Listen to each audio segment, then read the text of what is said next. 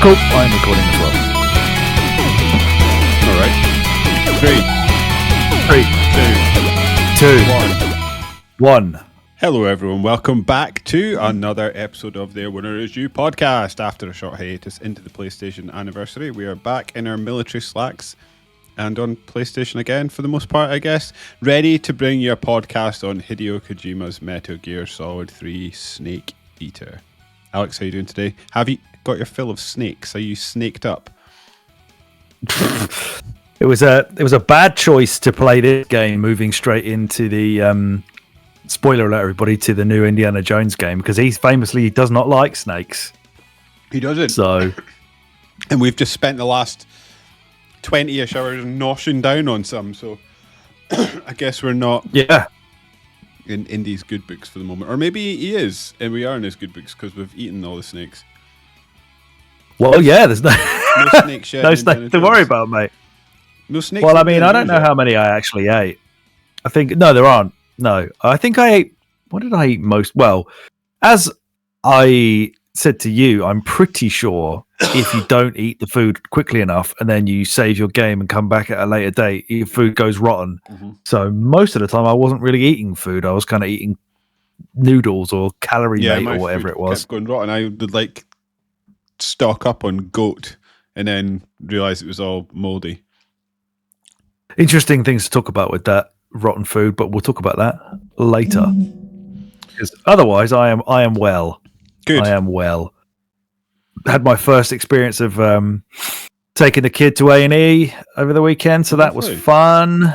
Some kind of strain in her neck or something. No one saw her do because she walked out of a room, came in and said, "My head hurts." And then because we were at my niece's first birthday party, she kind of settled down while she ate some cake and then decided it hurt again. And then was like holding the back of her head and her neck for hours and would scream hysterically if you tried to move her hand out of the way. So we had to take her to A&E, to the pediatric emergency ward. She strained her neck? Well, no one saw her do anything. There was no marks or whatever, so it was just assumed that she'd probably, maybe like pulled a muscle in her neck or something, which is very strange for a 3-year-old to be able to do. Yeah. But hey, there we go. No idea what she did or how she did it, but it was shit.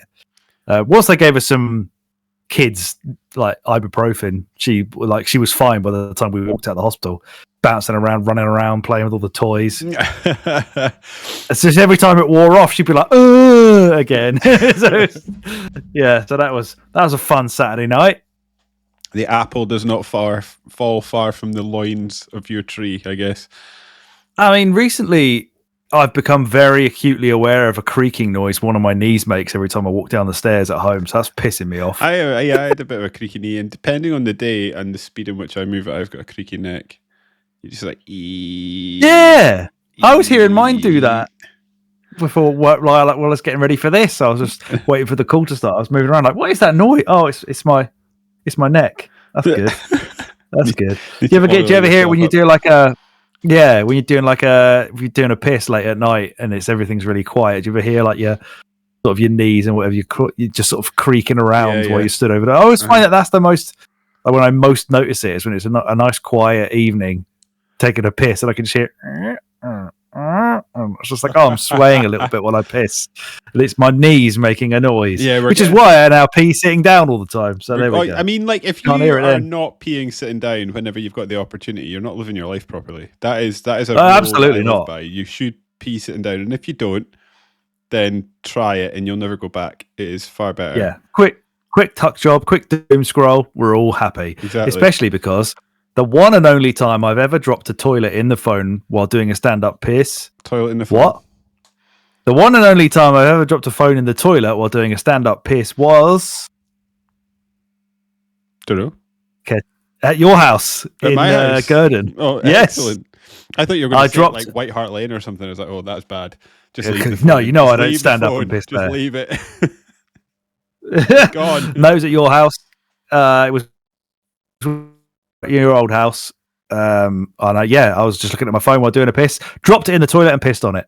So I've never stood up for a piss since. So that's probably the biggest, most meaningful impact you've had on my life, I think. Lovely. And you didn't even do anything. You were just sat in the other room waiting for me to come back and clean my fucking phone off. Which you weren't aware that I was doing, because I probably didn't tell you. So, yeah. Top man. That's how I am. How are you? I reckon Solid Snake I've got a question to ask you in a minute. Definitely drop his phone down the toilet, because he's a weirdly naive in this game. Yeah, despite the fact that he is effectively like the most important character in the entire history of Metal Gear. I found myself wondering if he was a virgin foundation the whole time for everything that comes off. Definitely acts like it. Yes, apart from he's a dirty perv because he wants to look at tits with an R1 press, but yeah, he's not sure about getting anyway. However, there is a moment where, I mean, we'll discuss this more later, or maybe we'll just do it right now. This is clearly a very big homage to Bond, this entire game, but especially things like, the theme and the whole set of interactions with Eva being a femme fatale, untrustworthy, sexy spy lady. When you have the chat, there's a chat you can have on the codec, and I can't tell if you're still there. You are, yeah. I was, yeah. So you broke up and you weren't working, and I could just about hear you. However, I was like, "You're carrying this off by yourself, so I'm just going to sit here and you're just let you continue." But you're back now, so it's all good. Yeah, I thought. Yeah, I mean, you've completely frozen on my side, but that doesn't matter. I thought if I'm talking about this and the thing's fucked, at least my recording will come out. Yeah, exactly. All right. Oh, there he is. You're back. He was on his flow. Yeah, so there's the one of the best things about this game, and again, this is preempting quite a lot of chat we can have, but is how the story is mostly lean, aside from like the beginning and the end. Throughout the main middle meat of the story and the game, you're doing a lot of just actual gameplay, fighting bosses. They all have relatively simplistic backstories or moment. They don't really take up a lot of screen time. The most of the overlong shit comes in the forms of the codex, which you can choose to do. And there's one where if you call paramedic or Major Zero, one of the two, while you're in a cave at one point, the Major has a whole diatribe about how much he loves Bond and all these kind of gadgets, and he tells you at that point to kind of watch out for Eva. He says something about having hanky panky with the ladies, and he should keep an eye on Eva and whatever. So maybe that somewhat influences Snake's reticence to get his end away. Or maybe I'm not entirely sure. You're spot on about it being a sort of riff on Bond, which I very much enjoyed. But you're right, when it comes to the intro music, I was like, this is so Bond. It is just extremely Bond. But you're right, weirdly, he's not sort of wisecracking in the way that Bond is. He like I say, I found his character to be, or at least to me, come across as quite naive in many cases, especially when he's around about the female gender. He just didn't quite seem like, so if Bond is the sort of classic wisecracking man that is brimming with confidence, I felt like Snake was almost the complete inverse of that, to a point that he almost had a sort of, I don't know how to put this any other way, so apologies if I offend someone, almost like an autistic obsession with guns and things like that. So he'd be Ava would be hitting on him, and he'd just she'd give him a gun, and he'd just start messing about with it, and then pulling it apart and talking intricate details about it. And it's just this is not the moment, Snake. Go and do something about this chick. But yeah, I don't really have anything else to say beyond that. So I'm just going to do a hard stop, ejector seat out, and move on, I guess. Yeah. So I want to ask you, before we go further into Metal Gear, because I saw it on your Blue Sky. How are you enjoying? Did you play a lot of Metal Gear Final Fantasy VII? Because I saw you were playing it on your Steam Deck. Steam Deck, yes. It took me a little bit. After doing that, it took me a little bit to get going. So once you get it going, it runs fine. However, when you boot it up, it has it comes up with the keyboard controls, and you've got to open the keyboard, the touch screen keyboard controls when the loading menu boots, and then press X on the keyboard, and then it boots up, and it's absolutely fine after that. So it took me a while to work out how to get myself past that screen, because when you look at Final Fantasy VII on Steam, it's like it's got like the orange, it's got like an orange like warning marker, and it's like when you hover over it, it means it tells you what is not quite right. So if it's green, it's like, yeah, this works perfectly well. If it's got a funny other thing, it doesn't work at all. And then the orange is like kind of works. But when you go and look at the orange, it's like, oh, this works fine, except it might show some PC prompts instead of controller prompts. And I was like, oh, that's fine, I can cope with that. But at the start, you've got to pull up the keyboard to type in your name and stuff like that, and then once you get going, it's absolutely fine. But yeah, it took a bit of fiddling to get going. So like once I got going, I didn't actually play as much as I kind of had time set aside and planned for it. So yeah, I think I played about 45 minutes. I've done the like the intro mission area, and it's sort of set the story up so that you're then ready to start off in like the first proper mission. So yeah, I've done that and like sort of got to know the characters. Obviously, it being my first ever Final Fantasy, because I've played a few other sort of RPG or JRPG adjacent games for the podcast, and I kind of understand the way the flow of the game is. The fighting system, from what I've done, is quite fun. It's really cool. I like it that it's not a sort of what's it called? Like a passive isn't the right word, but it's a turn-based system that you've got to pay attention to, which I'm quite enjoying. You can't just sort of lay back and get to it when you get to it. You've got to be engaged the whole time, which is quite I think fun. Like I said to you before, I think there are settings in which you can make that less so. It does the old Pokemon and I thing. can't remember how I did it. So I think I did it. I had the setting where it was like it's moving, but if I'm choosing what I'm doing, it pauses. Okay. I may have a poke about, because I did see that you can speed up the battles, like the pace of the fights, which I think I might do, because it does the old Pokemon thing where it just drops you into battles at random points as you're walking around. Wait till you get to like having the bigger summons and stuff. Like some of them last fucking minutes. Yeah, so I think I will be watching the same PS1 animation over and over again. So yeah, I think I'll have a mess about with that and sort of get the battles to a point that I'm quite happy with, because it is a lot of battles, so I kind of want to get in and out as quick as possible. It seems good so far. The obviously like it does the pre-rendered background stuff where you're just sort of running about, which is I don't know. I always find those, because of the age of the games, I always find those things sort of jarring at first, and then at some point you just sort of get used to it, and that's just how the game looks, and you get on, and it's absolutely fine. It's definitely given me the JRPG cringe in my stomach when like Cloud's interacting with some girl. I find it very cringe inducing, but I find all sort of Japanese interaction, like in games interactions and that like that. I like sort of like shocks to the system. Didn't realize, I'm assuming his personality is going to change at some point, but Cloud's a bit of a dick at the start of the game.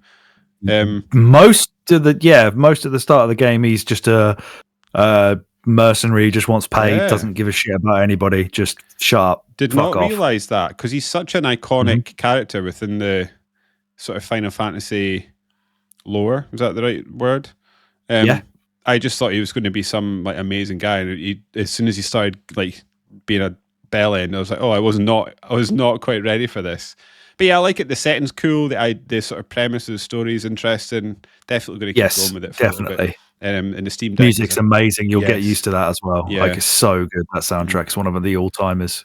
I find it a bit odd that sort of like Clouds and the characters like body proportions change whether you're in a fight or just walking around the world. Well, that's where I really like the pre-rendered backgrounds, but when you're looking at them with those blocky shit character models on them, kind of spoils it a little bit. But the actual character models in battle are really good. Yeah, like, for the time they hold up really nice. Yeah, I don't know why they don't all look like that. I don't know why he's gone, because like they're almost like blocky chibi when you're moving around the world. They're like they are. Yeah, like just really like blocky proportion. Then when you go into the actual battles, like they look how I would sort of expect them to look, which is excellent. I feel like that's like a layover from how JRPGs in the 16-bit era worked as well. Okay. So I played games like oh, for fuck's sake, what's it called? The one on the Mega Drive that I've done 2 of now. Unlike Shining Force, like 1 and 2, or like Shining Force 1 and 2, that's very similar. You'll walk around the. I think even like the original Dragon Age was probably the same as well, wasn't it? Where it's like you're walking around a little bright, you get into a fight, and then there's like full screen. Because in Dragon Age, it was almost like a person POV. You just see the monsters stood there, and like a big image of them would be there instead of the tiny little character model. Same with Shining Force. You've got like full on nice sprite work, but then the character models are usually quite like shitty and chunky. So I think that was just them carrying on that. I haven't played any Final Fantasy games before 7, so I don't know if like the later ones there were the same. I know obviously Chrono Trigger is not. That's all in the same engine, isn't it? Yeah. The fight just breaks out, and then the sprites stay the same. Yeah. But I think a lot of JRPGs did do it that way around, where the battles were all like really nicely drawn and animated and stuff, and then the character model just tiny little sprites that all look like Mario, basically. It's strange that they've done that. It's solid start, and like I say, I like the premise. It's pretty good. Looking forward to playing more. Basically, is where I'm at with it. Yeah, it's definitely not going to fall. It doesn't fall into like the tropes of JRPG storytelling, where it's typical like heroes and all that kind of stuff. There's not a lot of that in there. It's all very dark. It's all very futuristic. Everybody's shades of grey. There's horrible things that happen, people getting abused and dying and all that kind of shit. So I mean, like, even starts like, I mean, I guess you're part of essentially a terrorist group at the start of the game. I'm assuming you're going to find out why, and there's going to be a good reason for it. But at the moment you don't, as far as I mean, like I say, I fully expect it to change tack at some point. But there's, based on this small snippet I've played so far, there's nothing to suggest that I'm a particularly good guy. I don't necessarily think he fully stays, but he doesn't fully, get any, full redemption or anything like that. Like he's never going to turn into the, the happy-go-lucky, everybody's hero kind of guy. He's always going to be an anti-hero for the whole story. Barrett's really like the kind of hero, the archetype hero in that game, because he's the positive leader kind of guy who's got a cause to fight for. Cloud's just a bloke who ends up being there, and then you hear about all of his backstory later on. But not necessarily a good guy. I think that's probably why people like him. I guess that's probably unusual. I mean, I don't know about Japanese games, because as I've sort of discovered when I started messing about with Korean, Japanese, and that sort of region of the world TV shows, and remember after Squid Game I fell down a bit of a hole of that sort of region's TV, and like they love the character development in there, and I think there's lots of like depth and stuff that goes on, so I assume it's the same for video games. But I feel like from the era that Final Fantasy, I wouldn't be surprised if that felt like it was breaking new ground in a video game space. I think that's a pretty good observation. Talking of breaking new ground, I guess. Well, indeed. He certainly breaks new ground. Yeah. It once again follows on that, I guess, tradition of just ridiculous attention to detail, and attention to detail within the mechanics and the quirks of the gameplay that it's easy to gloss over and forget about when you're going on about like you were reading those that list of like the longest cutscenes in all of gaming, and Metal Gear 3 was somewhere in there with like a 40-odd minute one. So it's easy to look back at the Metal Gear games and talk about how they've got all the symbolisms. They've all got the theme. Metal Gear 2 had the theme of meme. This one has the theme of scene, and how it's all got this like existential meaning towards it to try and transcend being a video game into something else. But it's in just labeling it as Kojima cutscene bullshit narrative confusion. You forget about just like the amount of crazy stuff they think about and the attention to detail of so many more eventualities than you actually even are aware that could be a thing within the game. Like they've kind of already thought of that stuff. Like I'll get into, because I've got a big list of these to talk about later. The bit where there was the sort of chopper that was going over when you're in like the mountainous area and it's more like desert style, and I kept telling you to snipe the pilot. Yes. Yeah, well, you can find that hind earlier on in the game and just blow it up, and then it's not there. Was that the one that's in the sort of wooded area, the sort of jungly area? Yeah, that was the area that I first got stuck on for a long time. Yep, that's the one. Oh, I didn't realize you could do that. That's really smart. And like the crocodile cap, which I really wish I got. I didn't get it either. Yeah, so you can just one simple thing. There's so many more like little branching that come from it. So if you've got that equipped, guard dogs don't attack you. Do they not? If you're in the water, people think that you're a crocodile, so they leave you alone. If you peek round a corner while you're wearing it or crawling, guards shit themselves and run away because they think you're a real crocodile, brilliant. Leaning around a corner at them. If you wear it during the ocelot fight, all the soldiers around you take the piss out of them. The end will mistake you for a crocodile. Like, there's just anything that you could kind of conceive yourself, they've already thought of it and they've worked it into the gameplay somewhere. Like, it must be such a house, all of that code, just with so many things, like so many cause and effect things going on. It's absolutely insane, and I just love that so about it. And finishing off this game really made me sort of fully sit back and appreciate, like, Metal Gear Solid 1, 2, and 3 is one of the greatest trilogies in games. If as a set of 3 core games, it's just astonishing. It's so good. Like, from the start of 1 to the end of 3, absolutely, and it's fucking brilliant. It's not even hyperbolic to say that, like, the things that these games were doing at the time that they came out, whether that's 1, 2, or 3, were so far ahead of everything else in class.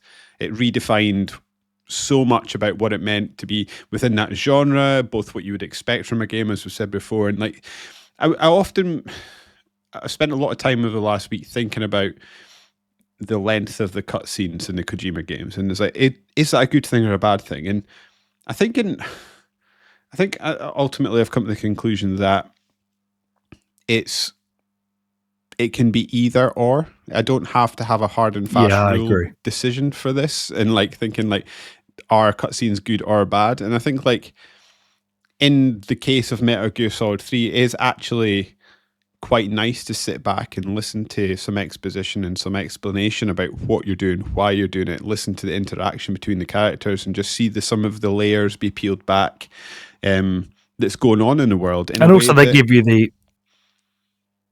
Sorry, yeah, I was going to say they give you the point of view of Snake to kind of keep you invested in what's going on. So there's a tiny little bit of interactivity in there to kind of change what's going on. So it's not a completely passive experience, as you were saying earlier. I think also, like, to sort of build on what we've spoken about in previous podcasts we've done, like where they'll do exposition while there's like explosions and gunfights going on around you. This game is complicated enough that actually I found it quite valuable to sit back and absorb what was happening and not have to worry about whether I was getting shot in the head or anything like that. You could just sort of, I was going to say you could put the controller down, but you couldn't, because you had to press R1 to look at boobs every so often.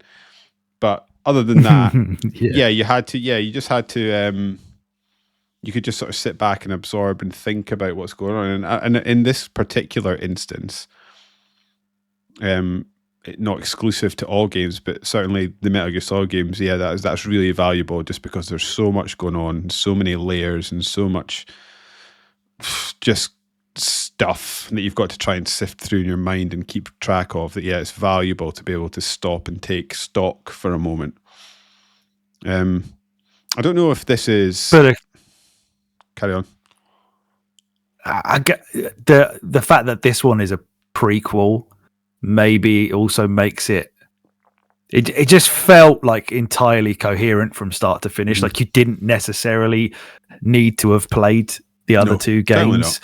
You'll get the Easter eggs and stuff. You'll get the, well, look, that guy I've got to take the costume of looks like Raiden, or oh, this is Big Boss, is it? Okay, I know who that is. Like, it doesn't.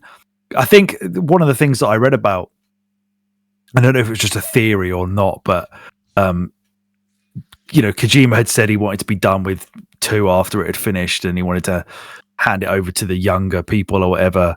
And but then again, after everybody went on holiday, he then just started plotting and the plan out and stuff. And some people have sort of posited that, like, because he'd said that he was like MGS2 was his like last one because it had taken so much out of him and that sort of stuff, that this was just a way to kind of reset, because the end of Metal Gear 2 is obviously extremely complex. They dump so much on you at the end of that game, and everything just gets twisted like 5 times in a row, one way and the other. Like, that's written your lore into such a spaghetti dinner that you need to kind of, like, he probably felt like if I start with a prequel, I can just drop the fucking spaghetti for a minute and just make something coherent that's not tied to that. I can forget about that. And then, off I go into this whole new story where I can live out my James Bond fantasies and stuff. And probably going back to how MGS2 ended, which I believe is what Metal Gear Solid 4 does, is probably largely why that game is seems to be amongst most of the fandom the least popular, because it is so fucking convoluted. I've not played it. We may do it for this pod unless we hate it, but that's the one that had like 70 odd minute cutscene, isn't it? So clearly that's the one where it jumped the shark and it was just too much. But this one is, I'd say this one feels like the most coherent and easy to understand and follow of every game we've played so far. Yeah, I think that's certainly true. I don't know what you think about this, and I'm reserve the right to actually change my opinion on this, because as I'm thinking it, I almost just feel like I need to say it out loud to try and test it rather than it be my opinion. But and again, like, sort of picking favorites almost feels disingenuous when it comes to the Metal Gear Solid franchise, certainly with the first 3 that we've played, because they're all so good in different ways. However, and I think because of Raiden's existence, this is probably a controversial opinion, but I think I preferred 2 as a cohesive piece of work than I do 3. And the reason being that is, like, partly because, I mean, there's a few reasons, but partly because I felt like, and we talk about this all the time, whenever Dead Space comes up, this will get sprouted out my mouth, but like the oil rig or the whatever, the FOB or whatever it is that you're on in Metal Gear Solid 2, because you spend the whole game on that for pretty much the whole game on that, you sort of learn its layout, you learn the intricacies of it, you learn what bits have got what in it, and it becomes its own character in its own right. Whereas for the most part, Metal Gear Solid 3 is sort of a linear game that you go from point to point to point to point to point. And you never really get forced. Same with the first one, really. Yeah, exactly. And you never really forced to look back on yourself in the way that 2 does. And I really appreciated, like I said, this feeling of being stranded on this oil rig and you being left to your own wits and whatever you can do to try and survive. I also think that Metal Gear Solid 3, the gameplay was a really effective vehicle for transporting you from epic set piece to epic set piece to epic set piece. Whereas Metal Gear Solid 2 felt like more of a continuation of itself throughout the whole game. Again, not that one is better than the other. I just thought it was quite a notable difference. Like, the thing that's jumping out at the end is like what leads you up to that final boss fight against Boss is such an epic moment, but it doesn't really fit necessarily. Do you know what I mean? In terms of, like, it's its own thing. It almost like you're siloed off. You're just created this whole visual spectacle. It's its own really interesting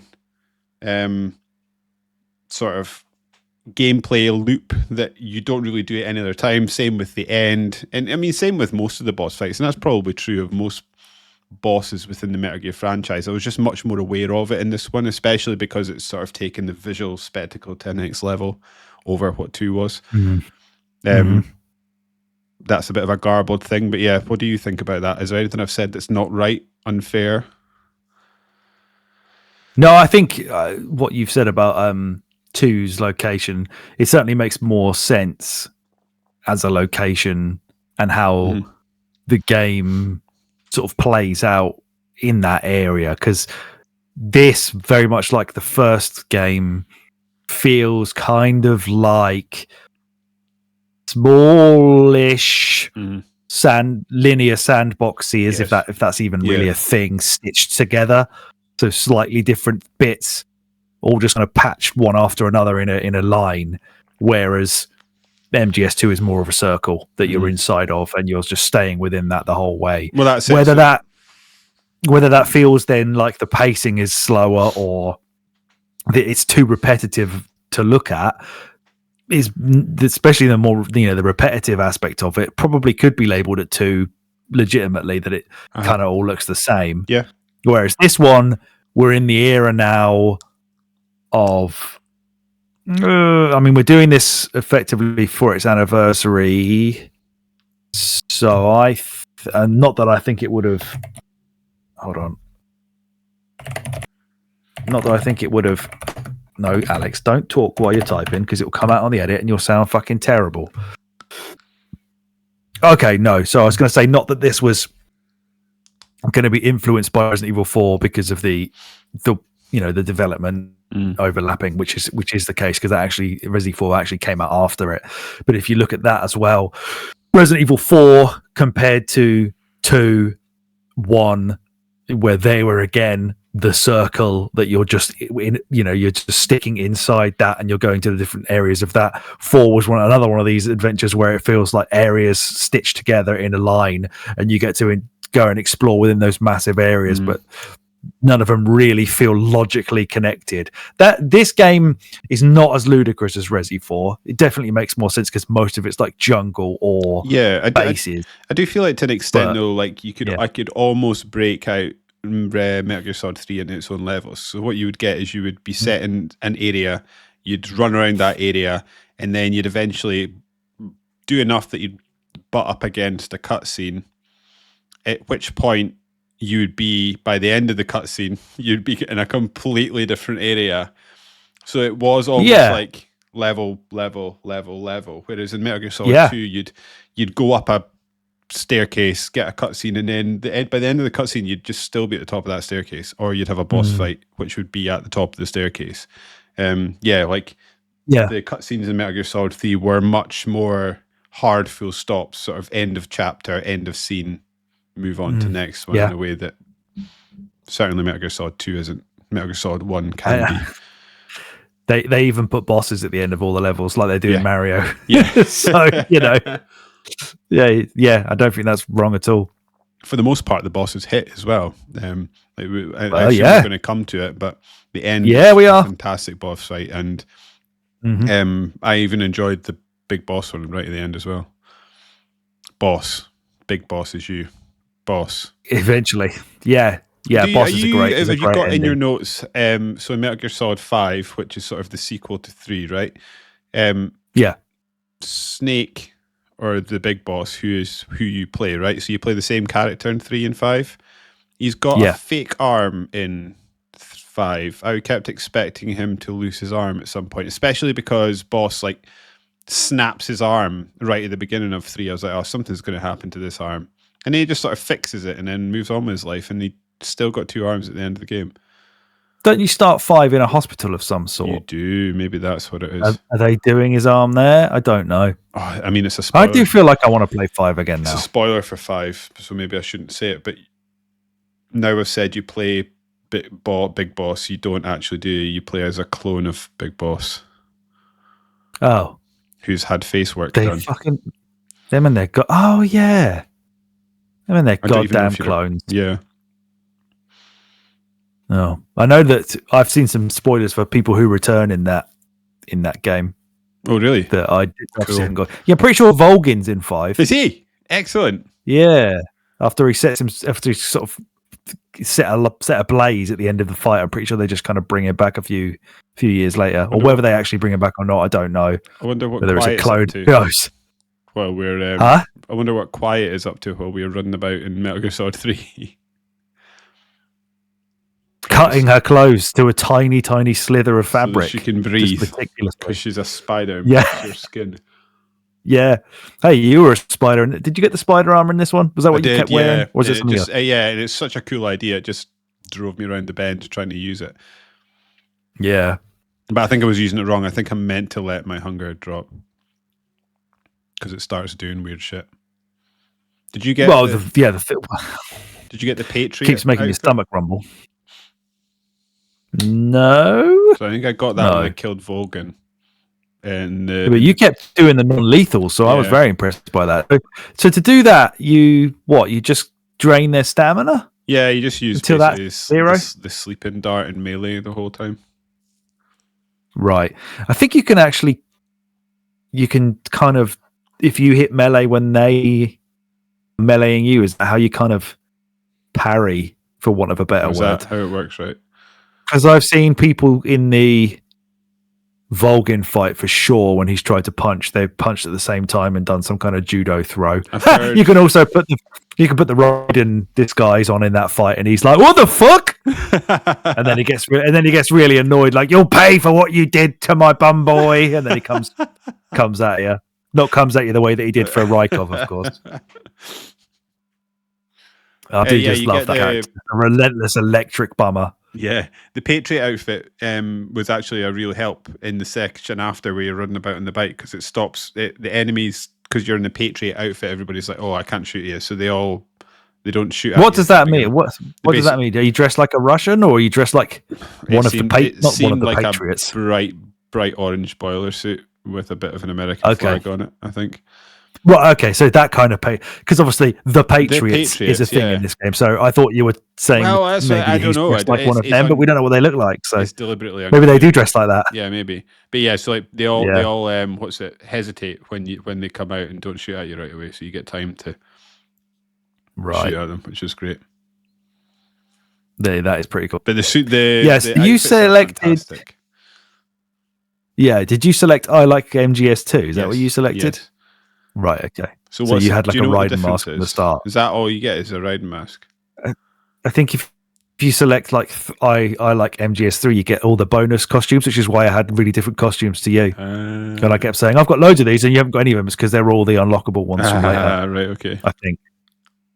Yeah, so I can't remember what else it does. I think you got the Raiden mask. You're wearing a Raiden mask at the start of the game when he's doing his Halo jump to try and fuck players over again. And it was also interesting, speaking of Raiden, it was interesting, and the fact that, the clones, Big Boss, whatever, it was interesting to read that, like, in the lead up to this, like, they showed their first trailer, I think E3 2003, and they'd started work in 2002. It took them like a year to get a trailer out.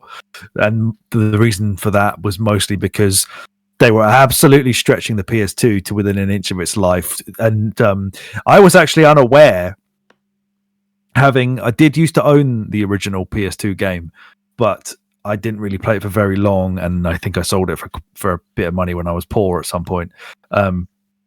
I didn't realize that game didn't have the movable camera until like a year later when they released Metal Gear Solid 3 Subsistence. Oh, really? Which is like an enhanced version of the game that came out, which is the version that we are now playing in the HD remaster. So I played the Legacy Collection on from PS3. Mm. You played the more recent ones from last year or this year, whenever it was.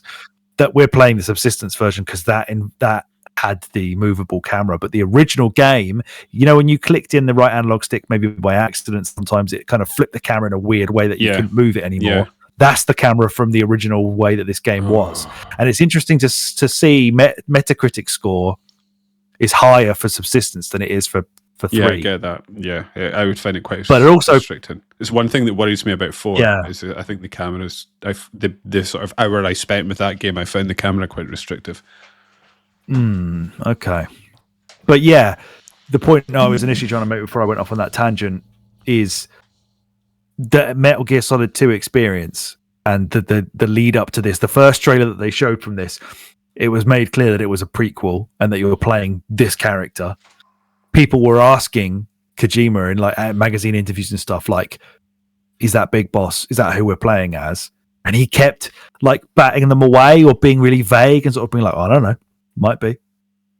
And apparently, like, the hype for this game around the time that first trailer came out wasn't as big as it could have been because he was being vague about who you're actually playing as, and people had just played the game where he fucked everybody over for who they're playing as, because everyone saw the marketing for MGS2, saw Snake for over all of it, and then Raiden's most of the game. So people were, apparently there was a bit of a consensus of reticence to get too hyped about this game because he's being coy about who this character is. Is he going to fuck it over and make it some stupid character that everybody dislikes? Although you and I like Raiden. Yeah.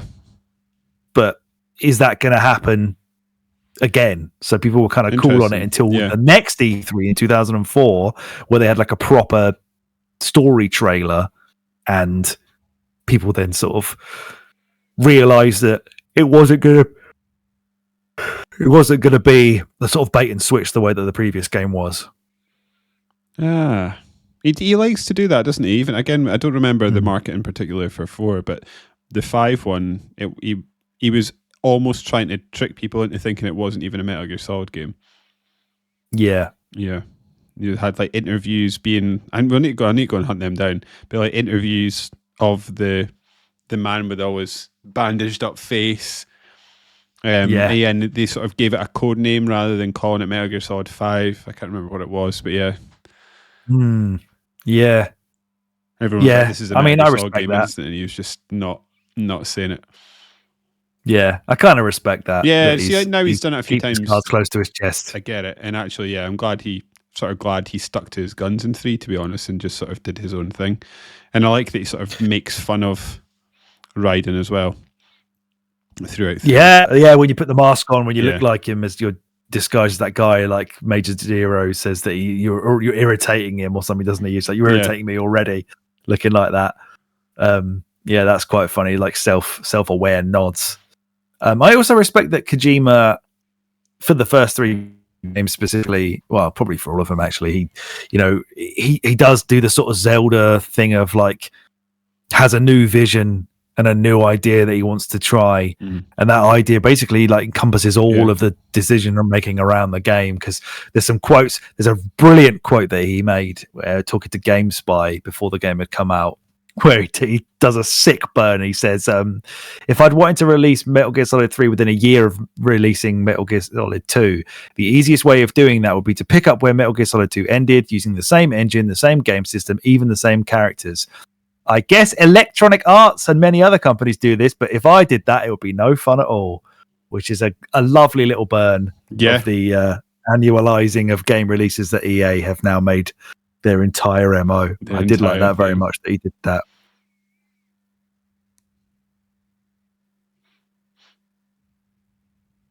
It's also interesting that he, as I said earlier on, like he after MGS2 had kind of said like, this is it, like I'm done now, I'm not doing this anymore. And he was still planning apparently to let that happen, because I think he just wanted to be more of a producer one. But I think Death Stranding and then the 5 Metal Gear Solid games, like he ends up being like everything. He's writer, producer, director, whatever. But apparently, I can't remember who it was that he said this to, but there's an interview where he said, after I finished Metal Gear Solid 2, I came up with the game design for MGS3 and gave it to the team. I said, does anyone want to do it? Raise your hand. I was waiting for someone to say, hey, I'll do it, but no one came up.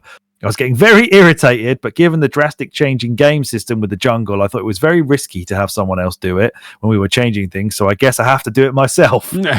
So clearly he reckons that the rest of his team just bottled the responsibility. He was like, fine, I'll do it again then. It's quite an intimidating responsibility. You've got to have some stones to step up to the mark and attempt that, right?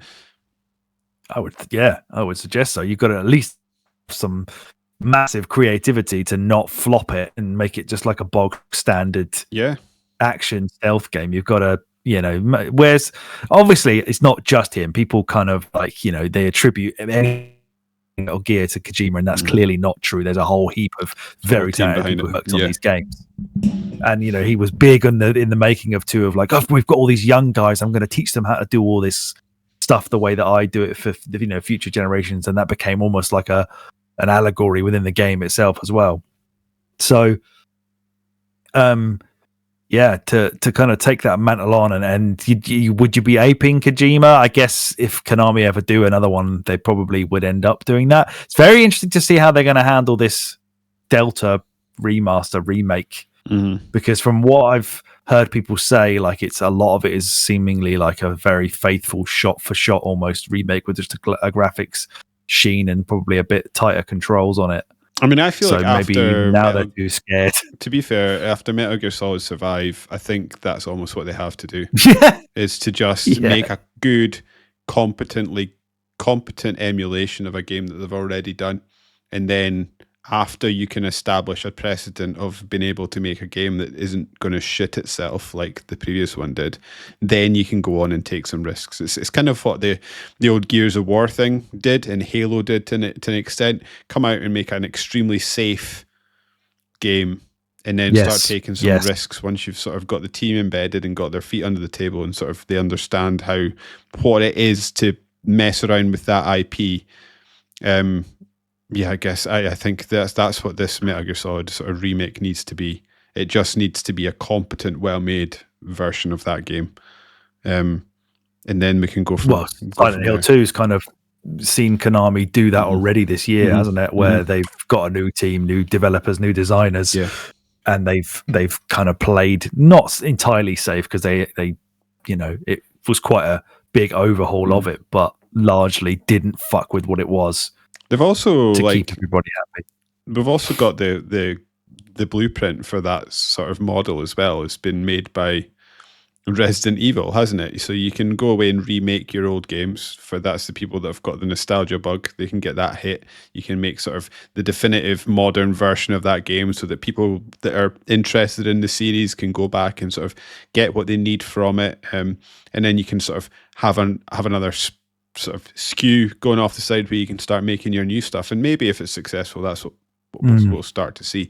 I kind of would like that from Silent Hill, to be honest. I think we're far overdue for that series to be given another run out, so maybe it's time for that to happen. Now Silent Hill, the remake, seems to have been certainly a commercial success, and we might see more of it. I don't know, I guess.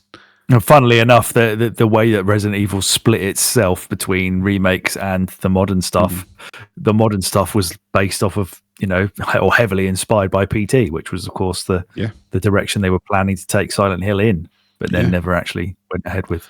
Absolutely.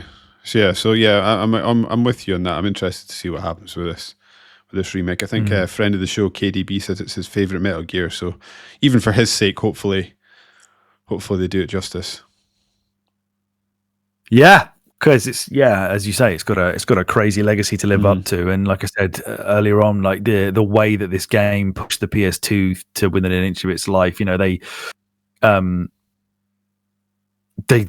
done a lot of indoor environments and things for the first two Metal Gears, especially on 2, as we were just saying, it's all largely in one kind of similar looking area throughout, and then this one's just got this whole like outdoor wilderness jungle system. And they had a lot of difficulties with it, because he was in some PlayStation magazine interview, and he was saying, the difficulties they had to just render it, drawing all the jungles really difficult, uses a lot of processing power. You've also got like the height of things, so now you've got like this different terrain, which made collision detection harder. They had to develop an entirely new collision detection engine, because it's no longer just a flat plane. It's he was saying, it's easier to create flat surfaces with a perpendicular wall in games, but when you have these ups and downs, it's very difficult. Then when you create a jungle, you need trees, rocks, things in the background. And then every jungle has its own ecosystem. They had to add animals and plants and mist and fog and clouds and light particles coming through, doing all of those things as in addition to the gameplay as well. He was saying, there's a difficult balance there where you've got loads of enemies around you, but there's also going to be like animals and birds and snakes kind of all on in that little bit of code in that area all at once, that they have to try and balance everything together. Even like the levels of detail, and with like the grass and how the bushes in the grass would shake when bullets went over it and stuff. Like, there's so much shit going on in that they had to do a new graphics engine and a new collision detection engine just to get this thing going. It took them a year to even release any footage of it after it was announced, which is not as crazy now, annoyingly, as it was back then. But so it's a pretty heavy legacy to leave behind of like really pushing everything to its limits. That I hope that the this remaster can sort of follow through on that initial idea of the effort that they put into making this game as impressive as a technological achievement as it is. Let's make it look as amazing as we possibly can. I think it's also a nice test for the development team to prove that they understand what made Metal Gear Solid good. It often happens in video games where it happens not just in video games but movies and music as well, where like someone will come out with something that just blows the doors off and everybody loves it. And then when they have a follow-up, it becomes apparent that Dead Space is the definitive example of this for video games, in my opinion. They have a follow-up where, whether it's the publishers or the developers, show us that they actually didn't appreciate what it was about that game that made it special. And because there's, like you're saying, the thing, obviously, his storytelling, his autourness, his everything he does is probably unlike anyone else. But for me, a lot of what makes Metal Gear Solid so effective is that there's just meticulous attention to detail in every single aspect of this game, whether it's the story, whether it's the gameplay, whether it's the graphics, whether it's like you're saying, the shimmering grass, or if you shoot someone in the knee during when the alarm's going off, and then you hide and you can see them. When they go back to return to their patrols, they hobble where you shot them. And they'll heal themselves as well. And games just didn't do that sort of thing. And it's these little sort of things that actually, in a sort of moment to moment sense, they don't actually make any difference to the gameplay whatsoever. But what they do, you can certainly take them for granted, right? Yeah, it'd be so easy to just think, oh, that's not important. It doesn't really change how the player interacts with the world in the game. But actually, to truly understand what makes Metal Gear special, is to understand that these are vital parts of the game, because no other game does this, and it just creates that other level, that's sort of next level or layers, that seems to be my go-to sort of word of this podcast for some reason. It just adds yet another layer onto the game that just creates a level of depth that just isn't and wasn't being portrayed in other games during that era. And I just think it's so important to these things. So really key to see where they go with this, and if they can do justice. And the best thing about those layers that you're talking about, the game plays fair with them as well. That's one of the I think one of the best design aspects of Metal Gear 3 is that the things that are affecting your character are not isolated and exclusive to your character and how that behaves. So if Snake is losing stamina because and he's hungry and he has to eat something, that is not exclusive to Snake. That happens to the enemy. So there are times where you can find food storage areas in the game. You can go into these rooms and there will be loads of noodles and things all over the floor. If you drop TNT in there and blow that up, then the enemy soldiers start to get hungry, and they'll start talking about how they're hungry. So they will start to become weaker. Their stamina will drop. You can throw rotten food on the ground and they will run towards that food desperate for something to eat, and they will eat your rotten food and they will be sick. You can do it to Rykov before you steal his costume in that area. You can feed him rotten food and he'll shit himself. He'll run to the toilet and go for a shit. You can then run in there and knock on the door, and he will continually refuse to open the door to you because he's having a massive shit. And if you never stop, he will eventually go, fine, come on then. And he opens the door, and then you can have a fight. It's again, it's all those layers, not punishing you with them. It's that's the ecosystem. Yeah, that's it creates what a set the game of rules does. And sticks to it. Yeah, which I like that. It's not one rule for you and another rule for everyone else in the game. This is the set of rules, and everybody has to sort of exist within them, which is great. Yeah, you can throw food to the dogs. That'll distract them. They'll eat the food. I never really utilized the food stuff. I should have kept more of the rotten food and thrown it for people to make them sick, because I really didn't get that was a viable thing. That works apparently really well in the the Fear fight, the guy in the trees who was obviously very very heavily inspired by he's obviously heavily inspired by Predator because he's an unseeable invisible thing in the trees. If the name of the trophy on the PS3 when you kill him is if it bleeds we can kill it. You can chuck food to him and he's really hungry as well. He'll jump down from the tree and start eating it and you can batter him. But then you can't fool him more than once. There's stuff with that as well. Like in the boss fight, you can take a fake death pill and she'll come over and check on you, and then you can get up and shoot her. If you do it a second time, she's not having it. She'll shoot you that time. Oh, smart. It's so. And it took them to Batman Arkham City to actually start doing that again in video games when Mr. Freeze would learn from your attacks. Yes.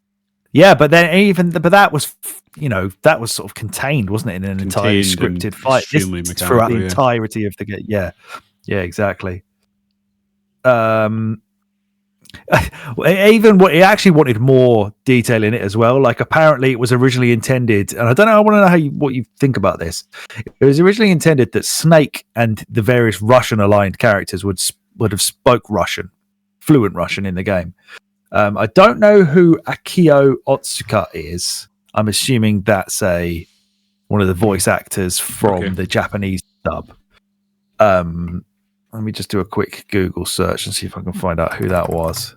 So say that kind of ruins the joke at the start of the game where they're both speaking in English and the guy goes, "Oh, your Russian's fantastic," or something like that. Yeah, exactly. So he does he does Snake basically. Okay. So he was open to it, but apparently the rest of the cast was not. They probably didn't want to have to either speak bad Russian or get half their job taken by a Russian person. So as a result, obviously Kojima decided to present the foreign languages how Hollywood generally does, where the characters speak in English or in that case Japanese, but they imply that they're speaking in another language. But I don't know. Would that have? Because obviously we're playing Indiana Jones and the Great Circle for our next game. That does the same thing there, I think, or at least Indiana Jones will hear people in Italian at the point we're at, and he'll understand it, but he'll respond completely in English. So that's not quite the same as this, where, as you say, someone goes, "Oh, nice Russian." He's like, "Yeah, cheers, it's really good, isn't it?" Yeah. But they're just saying it in English with American accents. Would you?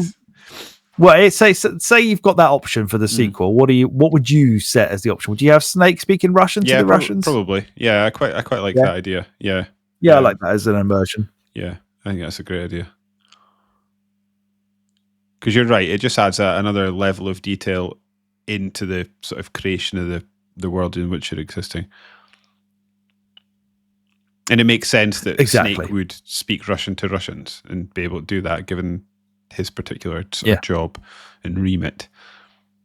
Yeah, I feel like some games have started to do that more recently. They've not fucked about and they've been like, well, this part's got this language in it, so this is what's going to be. This is what you're going to hear, and you're going to have to read subtitles. Yeah, you're right. Now you've said that, Indiana Jones is quite confused in that way because sometimes they'll speak, and then he'll just sort of reply in English, and then But then if you're walking around Italy, you'll hear people speaking to each other in Italian, and you've got to read the subtitles to understand what they're saying. So which I like, but then again, people have spoken to me when I've been walking past them at that point, and it'll still be like, when you're dressed as the priest, it'll still be like, oh yes, and God be with you. It's like, well, haven't you just blown your cover? But I mean, his cover's an American priest. Isn't it? But really wish whatever outfit Indiana Jones wore, he still wore his hat. That would have been fun, but he doesn't. Yeah, unfortunately. Yeah, kind of like Snake in this. He still wears his bandana even when he's dressed as a scientist. Yeah, he's still bandana, still got his eye patch. If you walk out of the base as dressed as a scientist, the guards will stop you and then they'll arrest you and put you in a cell because they think you're trying to leave. They just honestly, they think of fucking everything. So good. Right. One of the biggest new mechanics of this game, obviously, is its survival aspect. So I'm just going to give you a little bit of a quote from Kojima, and then I want to hear what you think about them, because I'll wait to hear what you say, because I largely think you and I probably would have thought the same thing about them before going in, and I probably think the same thing about them coming out. Okay. But he basically said he was worried about introducing new game systems like the camouflage, the food capturing, the cure system, because they're all totally new to the players, and he had to think of the right timing of when to give which game system to the player so that it's so he starts out the game. You can start out by changing your camo immediately, but the first enemies that you see in the game are crocodiles. There's no human enemies at first, so that's where you can try out capturing food for the first time, and there's no human enemies to kind of get in your way. Those crocodiles scared the shit out of me. There's one that's hidden in a bit of grass in the beginning in the swampy bit. It scared me fucking every time. Yeah. Then he says that after that there's human enemies, so then you can use your camo when there's humans around you. But in that whole first virtuous mission bit, you don't use the cure system at all. No, because you don't get any severe injuries. It's only after you go into Operation Snake Eater that you then have to start treating yourself for the wounds. You have to get. So they kind of laid them out specifically. To him. Yeah, so they laid them all out. Like they laid them all out in a way that would make it easy to take on board. And when you kind of think about what you know of the game, because obviously we're not ignorant of, we've not played it properly, but we're ignorant of what was in the game. We knew there's camouflage and having to eat stuff and whatever, and I felt like it could be quite a daunting task to be like, oh god, I'm gonna have to go back to this 20-year-old game that's got all these survival things in it. And I'm not a fan of survival games. Is this going to be an absolute ball ache? But personally, I found it, like, I actually really enjoyed every one of those aspects. I thought they added a lot to the game. But what did you feel about them? Yeah, I think I largely sort of ended up agreeing with you, and I found that I really enjoyed it by the end. I'm not as averse to survival stuff as you are, so maybe I'm slightly more predisposed to accepting it. But see, when it introduced the cure mechanics, we had to dig out bullets and put bandages on, ointment, I was like, I cannot be bothered with this. I was like, I am not on board for this at all. But then by the end, I was like, oh, this is great. I wouldn't have had the game any other way. By the end of it, it was like an really basic Doctor Sim, isn't it? Yeah, I was like, what is this? So every time I get hurt, I'm gonna have to go to this menu and start banging away at like stitches and stuff like that. And but actually, it's quite good because again, it layers again. It adds another sort of layer of jeopardy into the game, because you can't just sort of run and hide and then just take your health for granted. If you get cut in a certain way, or you get a leech on you, or you get shot and you have a bullet on you, like, it makes health management a thing that isn't really a thing in other video games in that same way. And then video games are either hide until your health regenerates, or go find a health pack or a shield pack. Whereas this one, you have to feed yourself. You can't. You do put up. I mean, obviously, I'm fully aware that you do get a small amount of things that will put your health up, but for the most part, it's usually just life medicine, which actually tracks the number that you use at the end in your final stat, doesn't it? Yeah. For the most part, it's you're managing your stamina, so you're managing your injuries in a way that will allow your body to recover, and I think that makes boss fights so much more scary, because there's so many boss fights you can sort of brute force just with health throughout video games, the whole pantheon of video games. Whereas this one just doesn't let you do that. Really, you have your health and you have to manage it really preciously, and that is both avoiding contact, avoiding hits, and making sure that when you do take them, that you're looking after your stamina properly, whether that's feeding yourself or rejigging your like treating your injuries. And it ended up working out really well. I did a complete 180 on it when it was first explaining it to me. I was like, I am so not on board with this, but by the end, wouldn't have changed a thing about it. Yeah, because they've obviously put in this regenerating health mechanic that's throughout the game, but as you say, the only time when that's not going to be regenerating and it's going to keep going down, or it's going to regenerate slower, if you've got one of these things wrong with him that needs to be cured. I think the best part about it for me is once you didn't need to look at what the text was saying anymore. Yeah. So like, oh shit, I've been hit with a bullet. Right, knife. Surgeon to stop the bleeding. Disinfect it. Bandage it. Off we go. Like, I felt like a little, I was playing the easiest version of that goddamn trauma again. But what I can actually do this time. I loved that, and I loved the catching stuff, and I loved the way that it would go rotten, and I loved the way that it would only do your stamina, and you could you'd have to just wait it out if your health was low, or you could interrogate somebody so that they told you what the healing radio station was, and you could use that to heal yourself every now and again. Oh yeah, I didn't know that was a thing at all. That's brilliant. Yeah, I really struggled to interrogate people properly in this game. I felt like I was doing what it was telling me to do. I was holding circle. I was holding the left stick in. Ended up slitting more throats than I wanted to. Certainly by the time the fucking Sorrow fight came along and I had about 1,000 dead dickheads walking at me, trying to grab my ankles or whatever. But there was another one. So that's one of the ones I got. I got the healing station and I used it at some point and it gave me all my health back, which is pretty sick. It's got different like music for each time you have, like you get one of those healing stations as well. So it's just like, all that is just you go onto the healing station, it just plays a song. And it's just like a different one every time, and then it heals you. And I also got one where some guy told me like a radio station to, or a codec station to call, and it just dropped a load of bombs around me, or like on everybody around. They just like basically not napalmed, but they fucking mortared the area that I was in. I called in like a bomb strike based on some radio station. Yeah, that was pretty cool. But I think back when I was younger, I probably looked at the survival aspects of it and was like you at first, just like, nah, this is wasting my time. I'm not doing this. I don't want to fucking eat in a game. That's dumb. But this time around, I really appreciated it. Absolutely. It's not as intrusive as I expected it was going to be. It's not as like overbearing as I thought. Like am I gonna have to be constantly thinking about this and that, like if you play, I don't know, Fallout 3 on the survival, whatever it was mode, the full on, yes, you're getting hot and cold and running out of food and rads and stuff. This was not like that. It didn't overtake the gameplay from start to finish. I did shit myself thinking there was crocodiles around more often than not when his stomach was rumbling, because I couldn't figure out what that noise was for ages, and it sounded like the crocodiles, or at least it sounded like the first time his stomach rumbled must have been when I was by crocodiles, and I assumed that was a crocodile noise. So every time his stomach rumbled for the next couple of hours, I was like, "But why is there crocodiles in a military base? Where are they?" But no, he just wanted some food. He was just a hungry boy. I going to talk to you about some of the details that we've mentioned a fair few times. So obviously we've already said about the R1 option for Snake's point of view in some cutscenes. There's also hidden stuff going on. I haven't actually looked this up. Feel free to do this. Okay. But in the bit where you're in the cell after you've been, is that when you've been tortured by Vulcan? Yeah. Of course, fucking Ocelot's there getting a semi. Thinking about how he's going to implement that in his later life, should any clones of this man come along for some reason or another. That guard, by the way, is one of the coolest things in the entire game. You can he obviously throws food to you every now and again.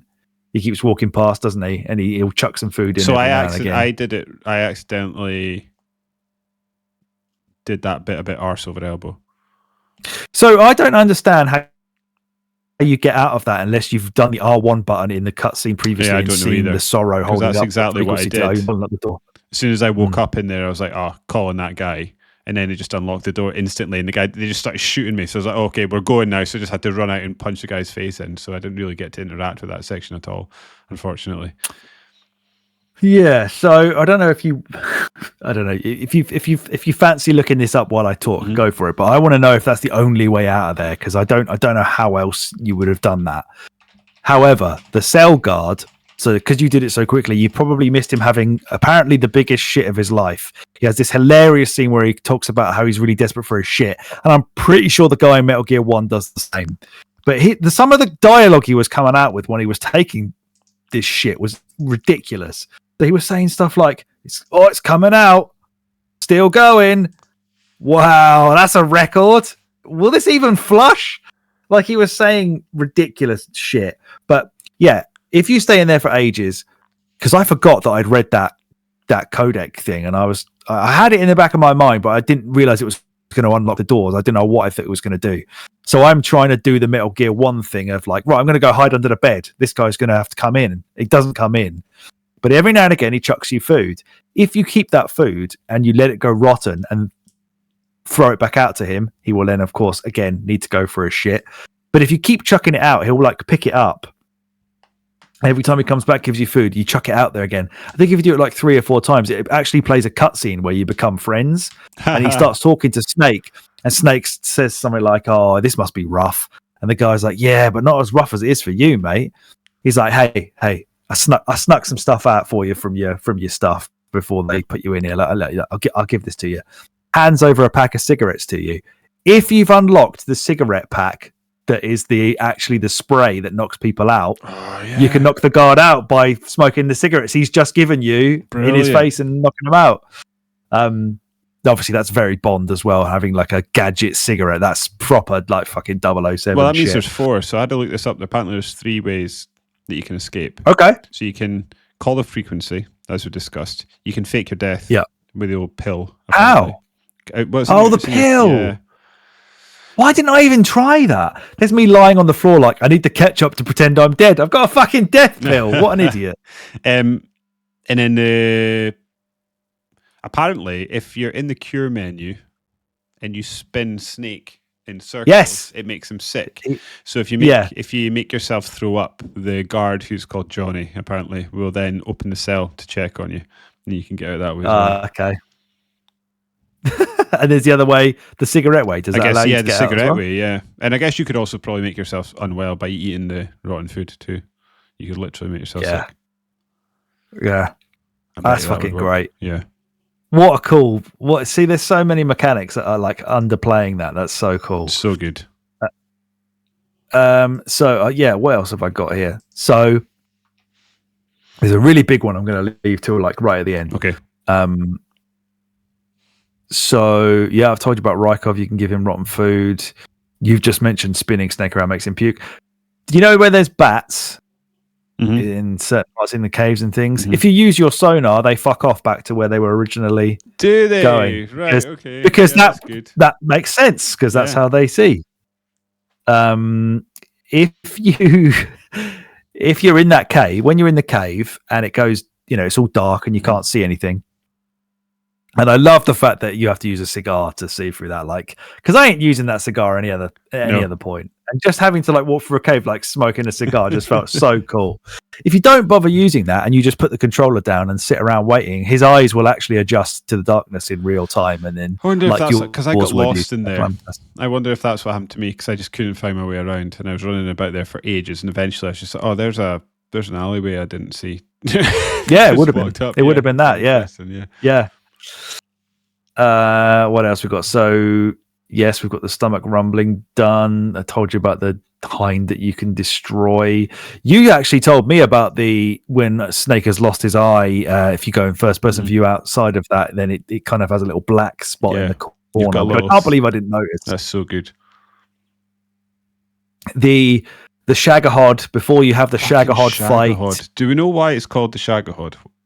Yeah, it's a Russian word that means something. I can't remember. I don't know if I can find it in my notes somewhere.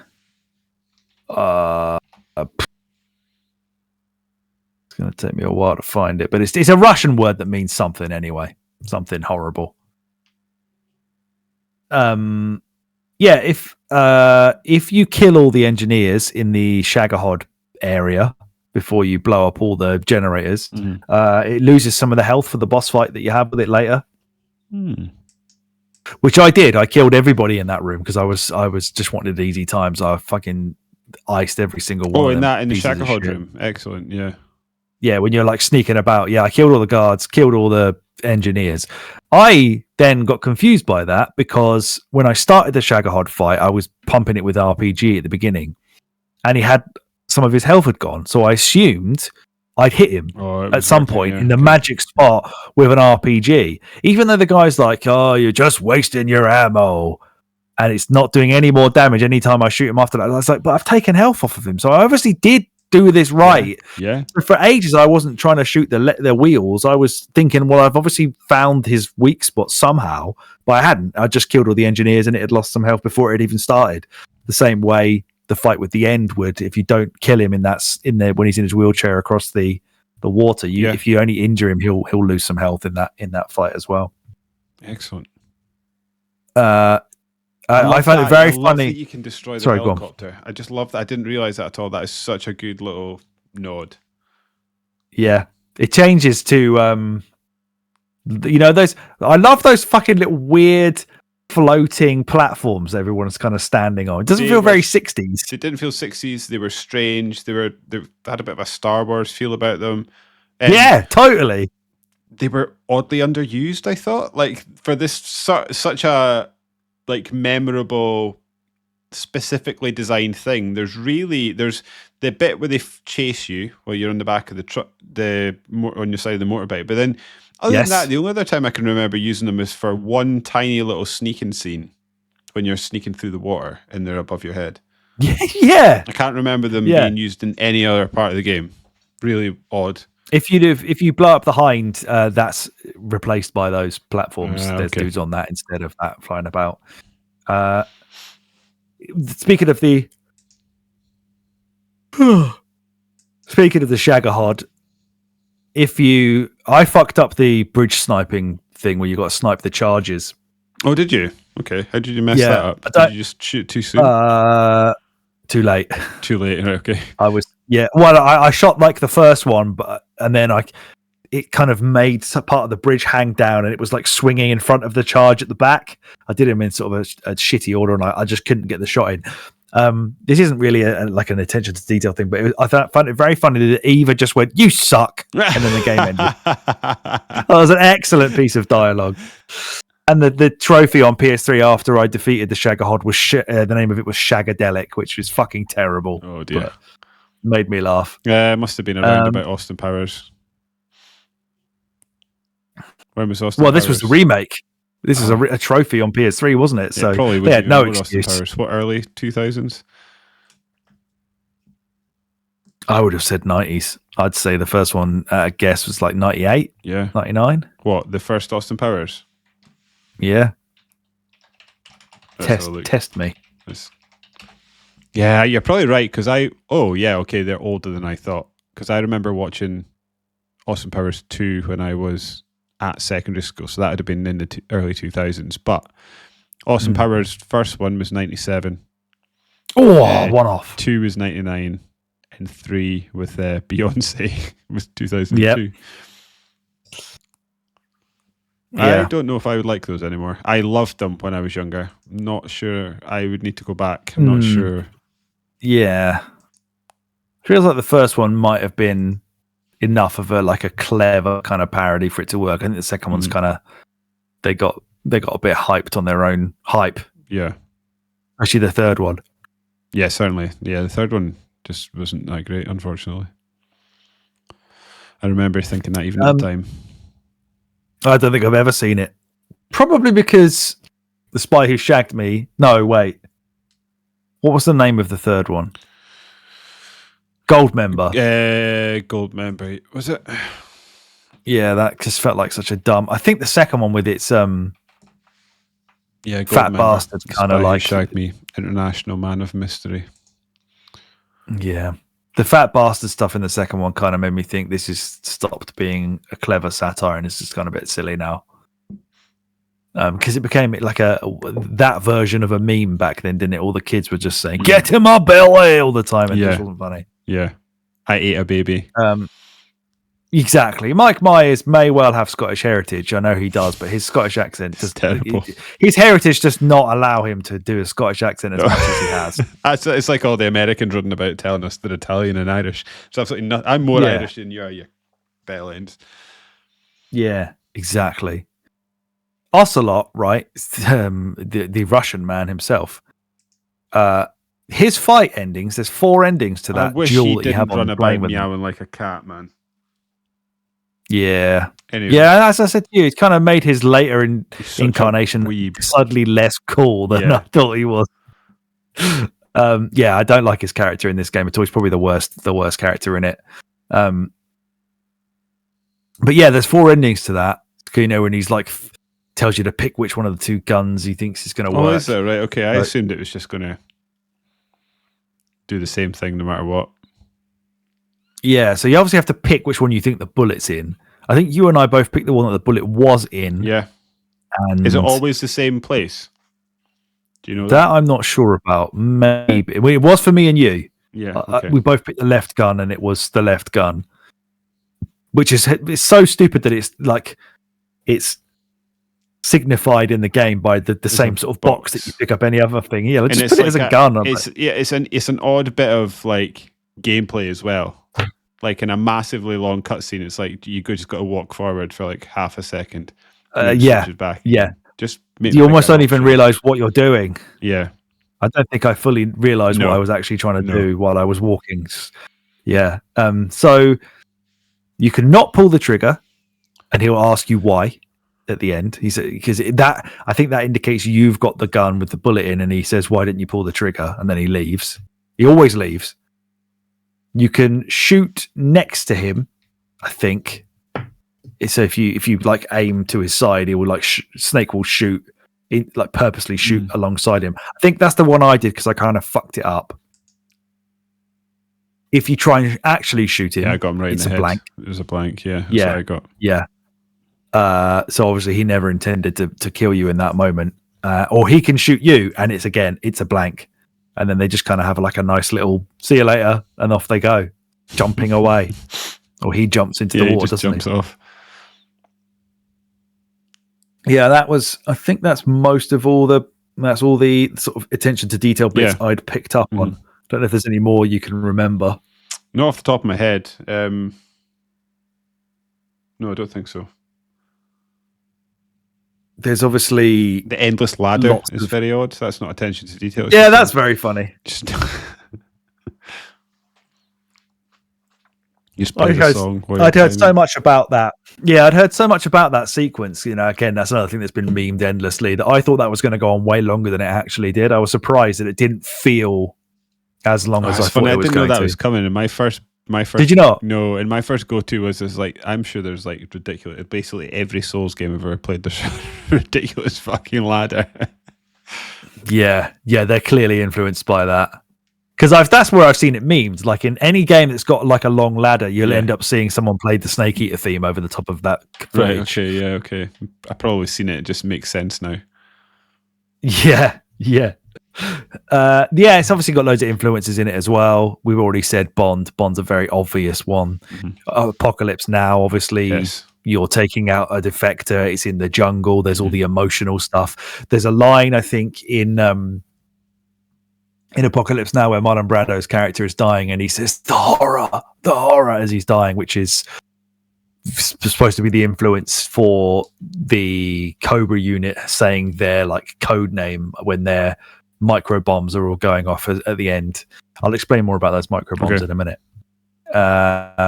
Rambo as well. There's a quote from the first Rambo film that I saw play out in a video where I think it's when they're talking about, you know, when Rambo's out in the wherever he is in the forest, and they're all trying to, the police are trying to track him down, and he's fucking them all up. Yeah. Some guy says, you don't seem to want to accept the fact that you're dealing with an expert in guerrilla warfare, the man who's the best with guns, with knives, with his bare hand, a man who's been trained to ignore pain, ignore weather, to live off the land, to eat things that will make a billy goat puke. His job was to dispose of enemy personnel, to kill, period, to win, which sounds like you could just be talking about Snake, like verbatim. That would work.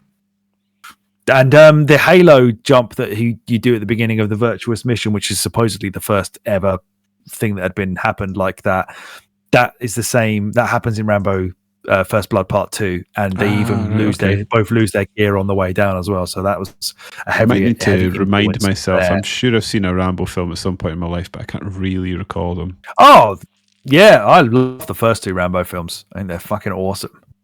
There was another there's lots of David Bowie influences as well, obviously Major Tom. Something else was influenced by Bowie. Major Tom, yeah. The bit where you're talking to paramedic and she's telling you about all the films. There's one where she says about a film, I think I told you about it as well. I'm just trying to find it in my notes. Hold on. Where have I written that? Oh yeah. So there's, you know, where she, every time you ring paramedic to save your game, afterwards she's probably going to talk about a film. You know, those influences are neither here nor there. But yes, Major Tom reference to a David Bowie song. Apparently he wanted that song in the game as well, Kojima. But at one point, paramedic says, she asks you if you've seen the film My Mother Was a Teenage Spider Queen from Mars, and Snake says he's not seen it, and she just says, neither have I, and then hangs up, which is very funny. But that movie, that title is apparently a reference to David Bowie's album The Rise and Fall of Ziggy Stardust and the Spiders from Mars. So everywhere, it's probably everywhere. The last thing I want to talk about, I mean, we could talk about the plot, but I think I'll largely get to it in this next bit where let's talk about each member of the Cobra unit, because then we're going to have the boss fights to talk about. So the Cobra unit themselves were they were a product of the philosophers, which obviously play a big part in what the overall story of this game is. So after the First World War, the original philosophers, they established this unseen union between China, USA, and Russia. Their idea, of course, was to pool all their massive resources together and all their influence and steer the world away from, more needless warfare. But the death of the last founding member in the 30s sort of put the organization in turmoil. It started to spiral out of control. Then their power started to grow exponentially. They started becoming these more malevolent forces behind all the governments. They ran independent political forces, had their own agents, trained schools of operatives. Their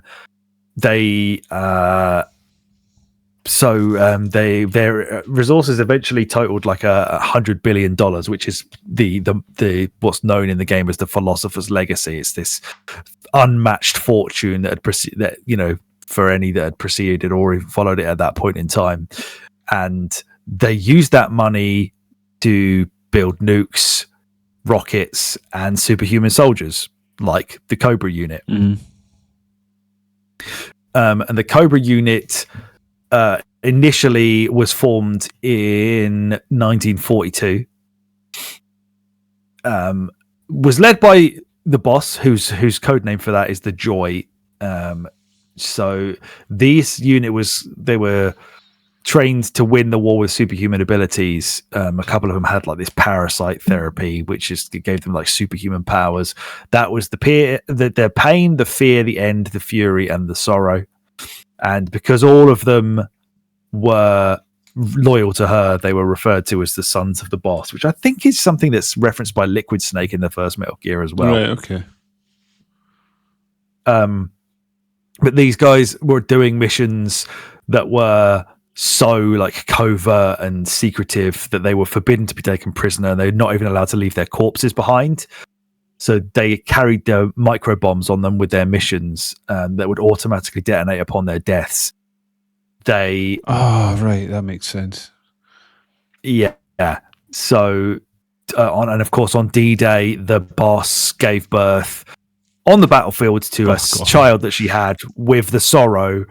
That kid was taken away by agents of the Philosophers, and then of course she was forced to execute the Sorrow in 1962 because the American faction and the Russian faction of the Philosophers would have executed their son if they had both lived. So that's why the Sorrow is dead. But the Cobra unit then reforms in 1964, which is when the boss has defected to the Soviet Union in inverted commas.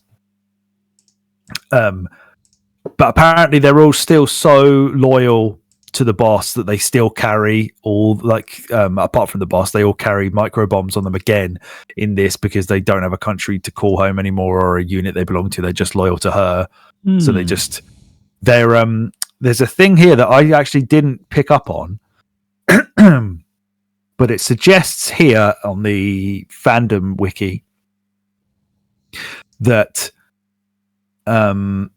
it's implied, and I don't know where it's implied, maybe I missed it, but it's implied apparently that each member of the Cobra unit knew that they were going to be defeated by Naked Snake, or that they expected to be defeated by him. Weird. Okay. So yeah, because obviously we do defeat all of them. Their micro bombs do automatically detonate, and then they say whatever their code name is. So it says like the Cobra unit members were ordered to fight Naked Snake by the boss, presumably with Colonel Volgin not knowing the full details behind the orders due to their only being obedient to the boss. So it's implying there that she and they all kind of knew that she wasn't really defecting to the Soviet Union to help out Volgin. She was obviously sent and ordered to do this, as we find out at the end of the game, because Russia was going to start all-out nuclear war because of Volgin firing a nuke at Sokolov's factory at the beginning. America had to prove that they weren't behind it, and to do so, they had to force the boss to defect as a traitor to take the heat for setting off that nuke, and then they had to send one of their own CIA men, aka us, to go and kill the boss. The boss was always expecting to have her life taken by Snake to prove America's innocence. And apparently, according to this, she seems to have convinced the rest of the Cobra unit that that's what's going on and that they should let Snake kill them as well. And that's something I didn't pick up on in the game, but it's right there in the wiki. So they're all trying to stop this nuclear war apart from Volgin, basically. Yeah, he's a piece of shit. Okay. So Volgin is... he was the son of one of the former leaders of the philosophers, apparently, and he inherited the philosophers' legacy. He inherited all that money illegally, apparently. And he contacts the boss as well in 1964 to suggest, like, using this philosopher spy network to try and suggest that she defects to the Soviet Union to overthrow Khrushchev. She accepts the offer, but he doesn't know at that point that she's doing it intentionally because the US is trying to gain his legacy and expose the Shagohod's development. And then, of course, later on, they need her to prove that they didn't actually set off the nuke that Volgin does, because he's just fucking dickhead, son of a bitch. Because he's not part of the Cobra unit. He's just like kind of leading the boss and all of them. Yeah. Oh, neither he is. Yeah, okay, that makes sense. He's got all the money. Right. So the first member of the Cobra unit that we find then is the Pain, who apparently has the ability to command his Hornet Swarm. Yes. He's got a Queen Wasp in his backpack that apparently gets revealed in the Metal Gear Solid 4 database, but also apparently he's been stung so many times apparently that the bees because he's got like pheromones, so many pheromones in his body or something that he can secrete, that he becomes like a bee queen, because they've just stung him so many times they can't kill him. They assume he's actually a hornet himself, which is quite funny. Also, if you have shot and picked up a Baltic hornet's nest, whenever he fires a bunch of hornets at you, you can catch them all in the hornet's nest. Oh, can you? Yes, as you shoot a bee's nest off the tree, you can use that to block all the bees in the fight that he shoots at you. Oh, that's and then good. If you eat it later, apparently it restores more of your stamina. Oh, brilliant. It's pretty fucking insane. Apparently, if you have the snow camouflage and face paint, the bees don't even attack you. Do they not? Because I guess, according to this, it suggests that because Kojima saw what a beekeeper wears, and because they always wear white, if you wear white in that fight, you don't get attacked by bees. So did you pacify kill that guy? Yeah, I did, but I never used his suit. I had it, but I didn't use it at any point. That stops you from getting stung if you shoot down a hornet's nest, of course. Okay. Well, so apparently they'll just follow you around. It also prevents you getting attacked by leeches and in swamps, and spiders and scorpions won't attack you either. Yeah, I get you. What do you think to this one? So this one's mostly just you in the water, isn't it? Yeah. It took me a while to figure out what the hell was happening, to be honest. Yeah. It was fine. It's probably the weakest that I can think of off the top of my head of the boss fights in terms of like interesting mechanics and things it does. It's a perfectly fine boss fight, and it's probably a good thing that it comes early on. Yeah, I quite like his disgusting, puffy bee sting face design. Yeah. Yeah. The next one we fight is the Fear. He has optic camouflage, and he obviously moves from tree to tree, which, as I said earlier, is a reference to being Predator. Probably my third favorite. I'm trying to think of the boss fights that we do. Seems like you found this easier than I did. Yeah, he was a piece of piss for me, but I like the idea of it. Yeah, he walks in like a spider style. Yeah, he's got like a spider style method of walking. Apparently, that was a rejected design for Raiden that they were going to make him walk like that. Oh my god! Okay. So yeah, sure you can get some. No. You can get an easy stamina kill on him if you use rotten or poisoned food. So when he's low on stamina, he will ignore the battle and search for food. If you just chuck out rotten shit, eat that, it'll make him sick and he'll lose loads of stamina. Because when you apparently put you can actually suit on, your stamina just drains rapidly as soon as you're wearing that must be what's happening to him as well, right? Mm-hmm. Maybe that's why you found it so easy, because you were going for the stamina. Yeah. Kill. Yeah, that's whereas true. Yeah, his stamina would have been going down because he does stop to eat when he's up in the trees and that was when I was finding it easy to shoot him. So his stamina was coming down anyway. I was aiming for his stamina, and yeah, that's probably why he went down so easily for me. Now that we're putting 2 and 2 together. Yeah, actually, maybe I'm wrong about the boss earlier, but this one you can use the fake death pill on, and he will come out and check and turn his back on you in disappointment, and then you can get up and shoot him. If you do that twice, though, he doesn't fall for it a second time. You can use a stun grenade on him. Apparently, there's a thing that people do where he shoots you with arrows, obviously. If you don't remove them, they stay in Snake's body for the rest of the game. Do they really? And people play a pincushion playthrough by seeing if they can get Snake shot with as many arrows as possible, not removing any of them, and play the whole game with him looking like a hedgehog. So that's pretty awesome. Can you heal properly? I guess you just don't remove it. Like, you don't use the knife and it would probably just stay. Yeah. It'll still be in there, but you'll just heal the whatever else is alongside it. Apparently, when he first shoots you at the beginning of the battle, apparently if you don't take an antidote, he will tell you that you're going to die if you don't take an antidote, almost like a tutorial. It sort of warns you, by the way. But apparently when you're going through that boss arena the first time, before you fight him in it afterwards, you kind of come back and he's there. Yeah. You can actually, if you like climb a tree, sometimes you can actually see him preparing the arena. Smart. Yeah. And yeah, you, as you said, you got the spider camo, which provides an 80% camo index in almost any environment. It's just magic. Drains your stamina like a bitch. Mm-hmm. So how did you? Yeah, I was basically just running around, fucking setting off all of his traps, getting twatted by his logs, just making an absolute meal of it, trying to kill the guy. But you did not struggle partly because you used the thermal thing. I used thermals, and then I'd stood in one spot and didn't move, and just shot him every time he stopped moving, and he died really, really quickly. I didn't actually. It's a shame because it's saying like he's probably my third favorite boss. He's my third favorite boss, and kind of how it's set up, and sort of going back and hearing you talk about it, and then obviously going back later into seeing what that boss was about. It has got a lot to it. I didn't encounter any of that at all. I stood in one spot with my sleep dart, shot him till he died, and then moved on. Yeah, because I found it like really like an attrition, like just to get through that. Like I was making mistakes. He was catching me off guard. I couldn't find him in the trees, and then you basically said to me, "Oh, I just used my thermal, and I could see him no matter where he went." And I shot him a couple of times, and he was asleep. And I just felt like I was so shit.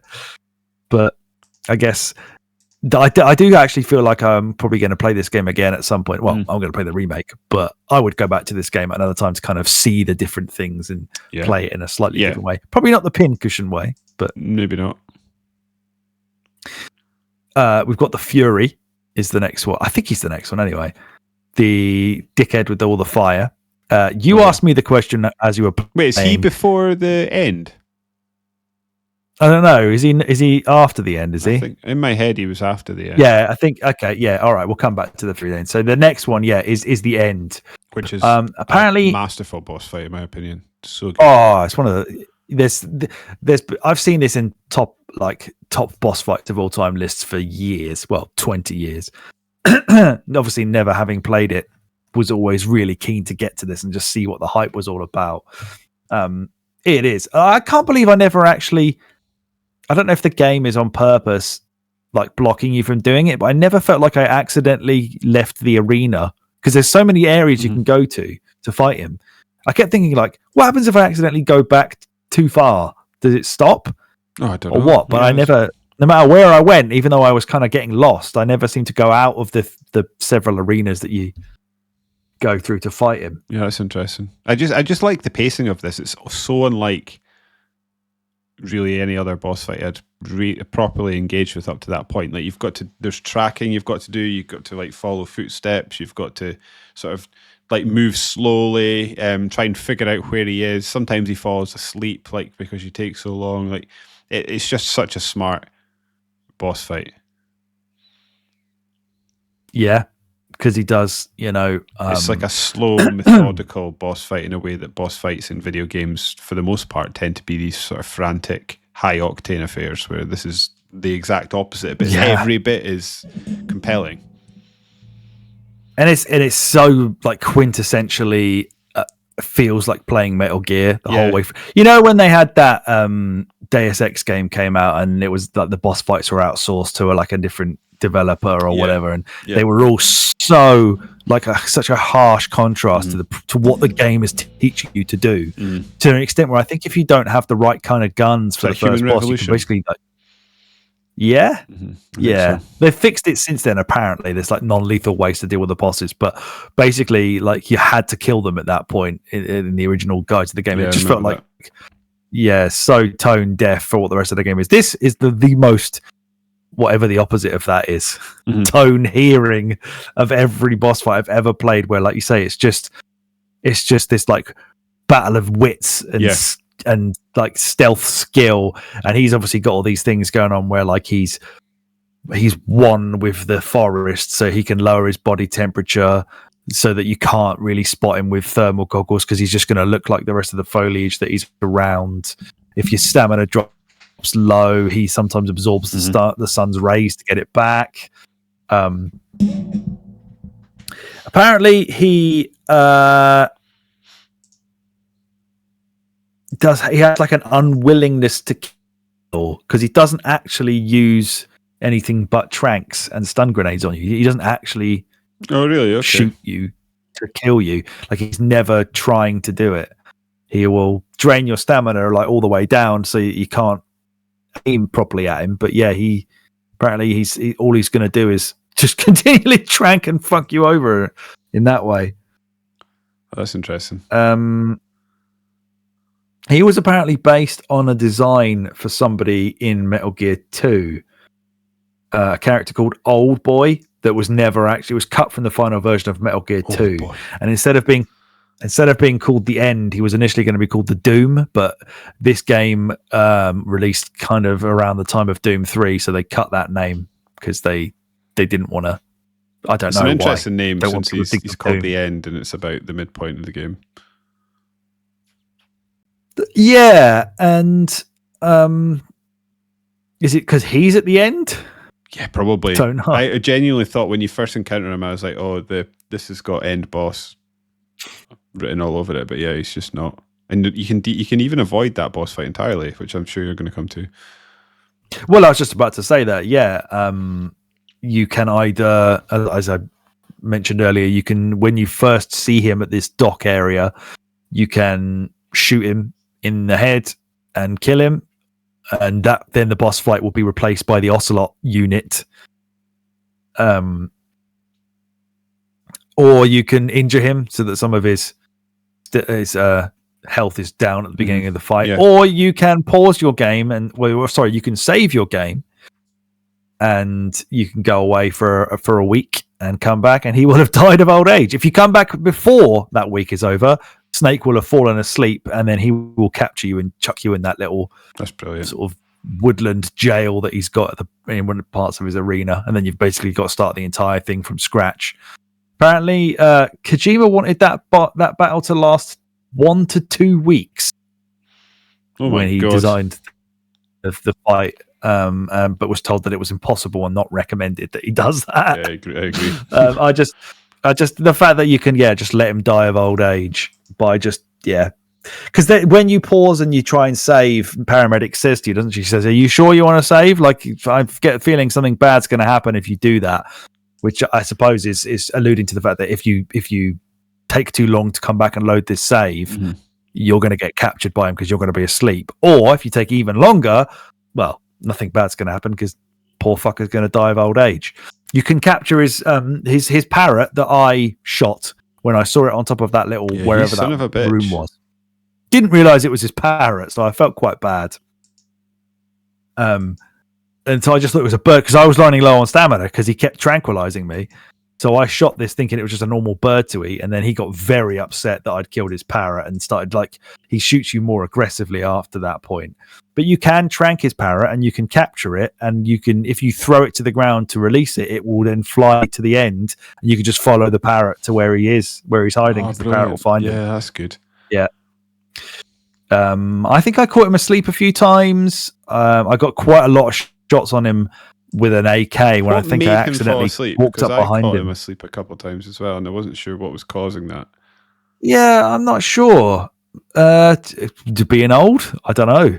Yeah, I didn't understand why he was asleep. I just saw some Zeds in the distance and took a few shots. You never got the thing that I got, where there's a really cool angle where it just the only view you see is you running around through the crosshairs of his gun. Yeah, I didn't get that. You have to try and get out of the way of him shooting you while you're in his sights, but it just flips the controls. So very difficult to avoid that. I absolutely shat myself. But yeah, it's just amazing. You got anything else you want to?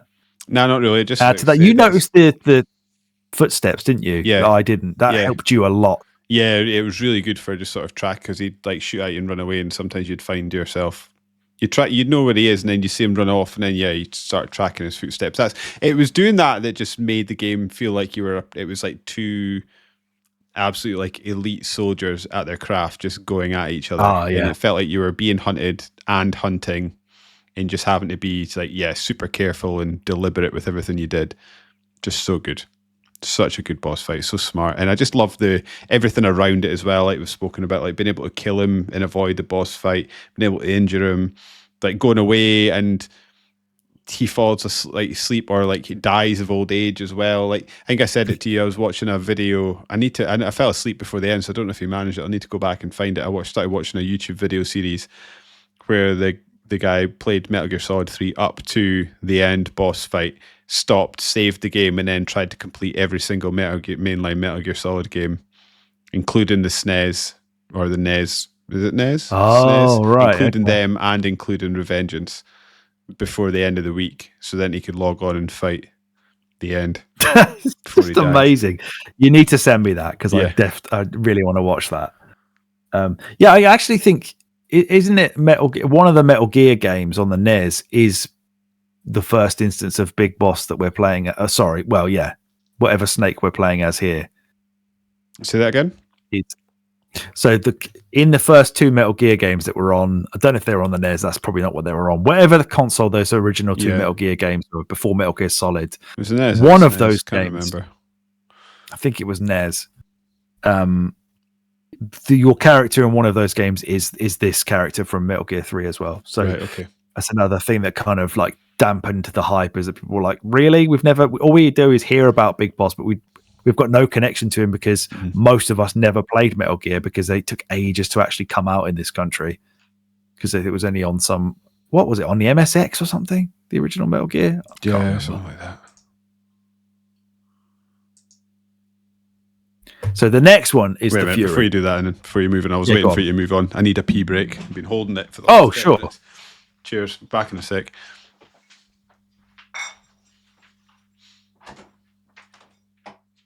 Thank you. It feels better.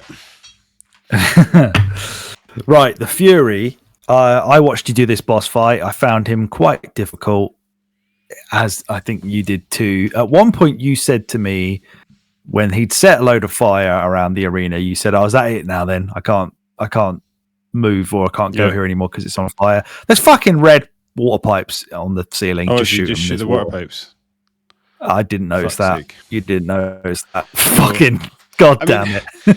It was now that I've sort of got some distance from that boss fight.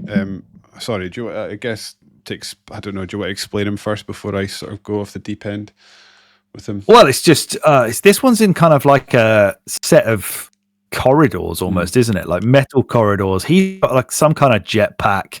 He flies about, I believe. Sometimes he's on the higher up level than you. Yeah, he is. He's got very good hearing, so you can alert him from anywhere really just by walking a bit too loud. He'll come and set you on fire. He can seemingly set you on fire through walls.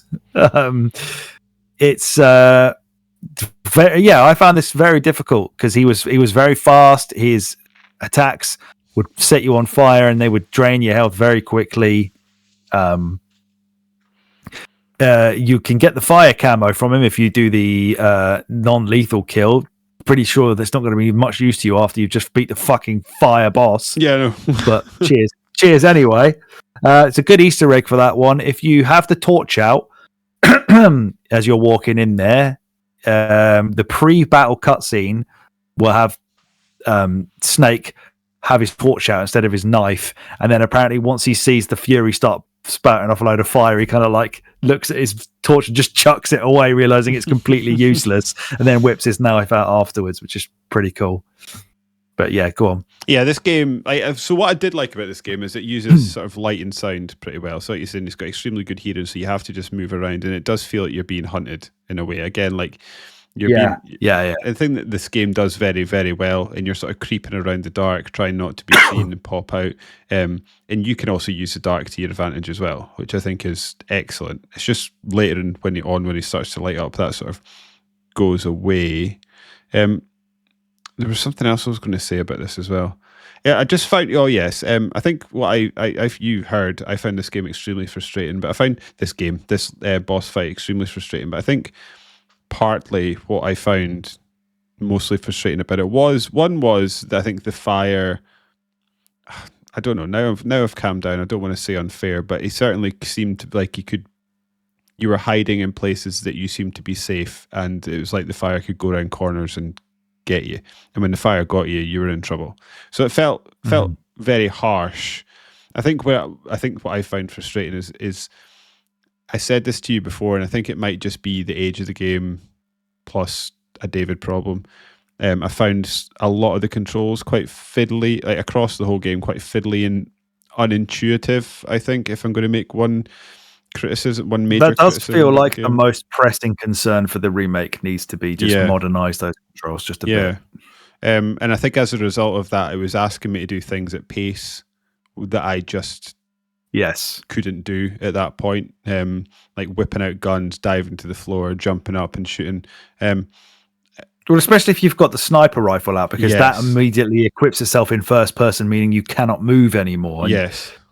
I was also after you finish taking your shots, then you feel like I'm done now. I need to move, but you then have to unequip it before you can. Yeah. I also found that like if you're wanting to aim a gun, you almost had to press buttons like 3 times, and that just felt like too many processes. So you had to take the gun out, then you had to put it in. But for me, I think it was RB to pull the gun up, and then like X was shoot, which wasn't computing in my brain. But then when you went into first person to shoot and he'd whip the gun up, or you'd go into the first person shooting, the gun would never be there, so you'd have to then click the stick as well for him to bring the gun up. It's just for me it was too many processes for something that you had to do at pace, and what that resulted in was, for me at least, an extremely frustrating experience, intermingled amongst things like that. Now I've got a bit of space from, like I said before, that it does have good elements to it. Having to sneak around in the shadows, sort of Batman style, is quite exciting, and trying to work out where he is and where you are and where he's moving, and make sure that you're basically keeping your distance from him is excellent. It just, when it came to actually trying to deal damage to the guy and trying to interact and work out how his fire mechanic worked, that didn't work for me. But it's not a boss without its merits, I think I would say.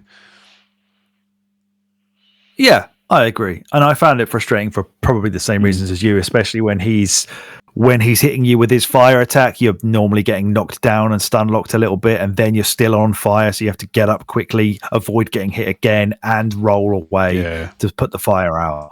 So, and then the boss fight felt quite frantic in the way that other ones hadn't necessarily felt, because the arena and the space you're fighting in was a lot smaller and a lot narrower, especially, you know, when you're in a specific one of those corridor bits. You're not getting your health regenerating very quickly. And yeah, the controls are just not really used in any other game in that way, like having the triggers as how you whip out your inventory or your guns, rather than being how you aim. I mean, PlayStation consoles have always had a weird thing about using L1 and R1 for aiming when you've got fucking triggers on there. I've never understood that. Yeah. Why is it always it's that really as the default? I never got that. And yeah, it's like the pressure sensitive way that some of the buttons in this game worked, especially for shooting, was really, it never felt like it worked right. I don't know if it's because I'm using a PS3 controller that's old and haggard and with the buttons dodgy, but did I have it in my automatic weapons? I think so. So I read one of the things where it said like, for a single, like a, you know, single fire weapon, you're holding the shoot button to effectively kind of, I don't know, you're just holding the button and then you let go to then take the shot. So you can hold the fire button down while you're aiming, and then you let go and he will shoot. With an automatic weapon, you have to just hold the button down to start shooting rather than letting go again. And you had to hold the button down really hard to have continuous fire with like an AK-47. So for me, if I just released the tension a tiny little bit, or the button was a bit sticky, it would just kind of like almost start burst firing in a weird way with automatic weapons. I found it really difficult to use automatics in this game in a consistent way. They were hard to, because it says something like press hard, press once to fire the automatic weapon, or press hard and hold to fire automatically. I just, okay. And obviously there's no crosshairs either. It's just looking down the sight. Aiming is tough. Yeah. Luckily the next boss battle with the Sorrow isn't really a boss battle at all. It's just avoiding ghosts until you get to the end. Yep. You don't have to avoid very many ghosts at all if you've done no killing at that point, except for, of course, the members of the Cobra unit, because they blow themselves up when you've defeated them anyway. So that's the minimum you can have, is 4 ghosts that will walk at you and effectively try and drain your health and kill you that way. Of course, the Sorrow is already dead, as we've said. He was killed by the boss to save their son. I'm sure he's got to be in a game later. Surely. Yeah, you've got to think so. Everybody else's sons and parents are in all games, so the family I don't know what tree of Metal Gear Solid would be a sight to see. It certainly would. A lot of them would just be like background to themselves, because they're all just fucking clones. Yeah, I don't know how much you did in this fight, because I didn't see you do this one. I don't know if you tried calling anyone on the radio, but if you do, they all basically do the snake, thinking that you're dead. Oh no, I didn't. Quite funny. That's good. No, I didn't do a lot. I did a lot of walking in a straight line, shooting a lot of ghosts just over and over and over again, and then just walking, shooting ghosts. You and I killed a lot of people. Yeah, we made a lot of ghosts. Yeah, I just kept shooting. It took me a moment to click what had happened. And I did actually. I think I streamed this one. Yeah, I think I did actually say it would be really good if they had, in this game, they had everyone you were encountering were people you had killed. Turns out that is exactly what the game was doing, which is fantastic. It's a very clever, very, very clever idea to kind of give that emotional pang of what you've actually done. Because especially like they were most of them were like walking there with the actual way that you'd killed them. Like if you'd slit their throat, loads of them would just walk around like, what the fuck, my neck, what's going on? It was brilliant. And that's because, all my failed interrogations, there's lots of men with sliced up throats. Apologies to all of their surviving families. If you save the game during that part, it suggests sorry. it has your location data listed as a question mark. Like the Undertaker's place of birth. Yes, parts unknown. Yeah, parts unknown.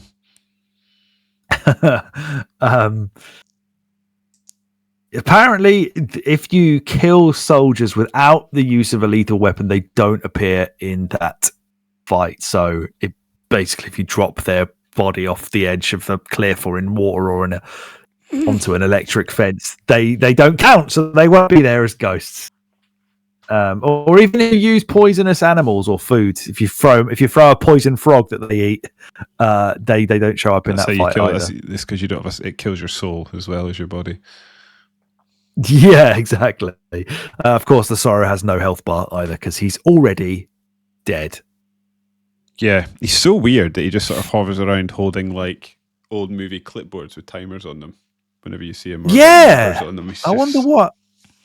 Yeah, I wonder what what's his deal. The notion of that's supposed to be. Yeah, because you get obviously you don't even need to non-lethally kill that guy. You just kind of he's already dead, right? But you get something from him. This is one of the only special camos I got because I killed all the other fuckers.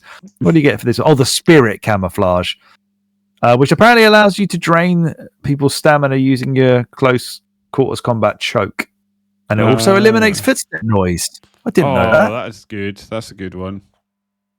Yeah, and if you speak to Sigint, he says it was a gift that you got from the Sorrow, which is, I guess, interesting. Mm-hmm. And then, of course, we have the boss herself, the tragic character who's given herself for her country enough to make a Chinese spy cry in the the epilogue at the end. A very cool final boss fight, I think, with the time limit on that I failed a couple of times, but I love the fact that about 5 minutes in it just plays the theme song, and that you know that theme song that's been so cool. It's been such a cool Bond style opening to the game. It's been the greatest ladder climb of your life. Now it is a time limit to being blown to smithereens alongside your lovely mentor, who didn't mean any of it, she swears. Well, yeah. What did you think to this boss fight? I can't wait to see this in the remake if they pull it off. Yes, with all the sort of gave me Ghost of Tsushima vibes. They're big time. That's clearly what they wanted. They wanted like a big Japanese samurai fight, right? I think that's what this was supposed to be. Yeah, I thought this was a great fight. It was really fun. Again, sort of similar but different to the end fight. It's just on a much smaller scale. It feels big, it feels momentous, it feels impactful, it feels like a proper like end of an action movie showdown with the big enemy, which I really like. I just thought it was a really, really good boss fight that was tough, but rewarding, and I didn't find it too frustrating. It was just fun, really. What did you think of it? Yeah, agreed. I failed it a lot more times than you did. But I never felt frustrated by it. I felt like it was playing relatively fair, apart from the fact that it had eliminated the free camera, which we both struggled with, I think, because that had also eliminated my fucking reverse y-axis as well. So it then became up again, and I struggled with that quite a lot. And it wasn't till I'd figured out some of the tactics that I told you about, like AKA rolling into the grass and then like kneeling up to get a better view of the battlefield so you could kind of see where she was, and then go back to lying down. I spent a lot of the first couple of goes of this fight like just crawling endlessly, trying to see the plants moving or something, or in thermal vision, because I was too scared to even pop my head up in case she fucked me up. But you do get a bit of time in there to sort of be kneeling before she recognizes where you are. In terms of like sort of intricacies to this fight, you get the snake camo if you get the non-lethal kill. Did you get the non-lethal kill? No, I gave you up. Didn't. I had given up at that point. Yeah, so the snake camo for a new game plus, is it? Yeah, is this like the classic Metal Gear Solid snake grey thing? Is that what you get? No, although apparently there's, and I can't remember what it is, but there's some scenario where she No, sorry, it was scrapped. They had the original idea that she was gonna, in this boss fight, gonna wear basically what Solid Snake from Metal Gear Solid 1 wears as her like uniform, but Kojima sort of kiboshed that because he wanted her to blend into the flowers, I assume. Right, got you. That one, but yeah, apparently it's similar to the Fia's spider camo, but it doesn't drain as much stamina, but it's therefore also not quite as high camo index in the average environment.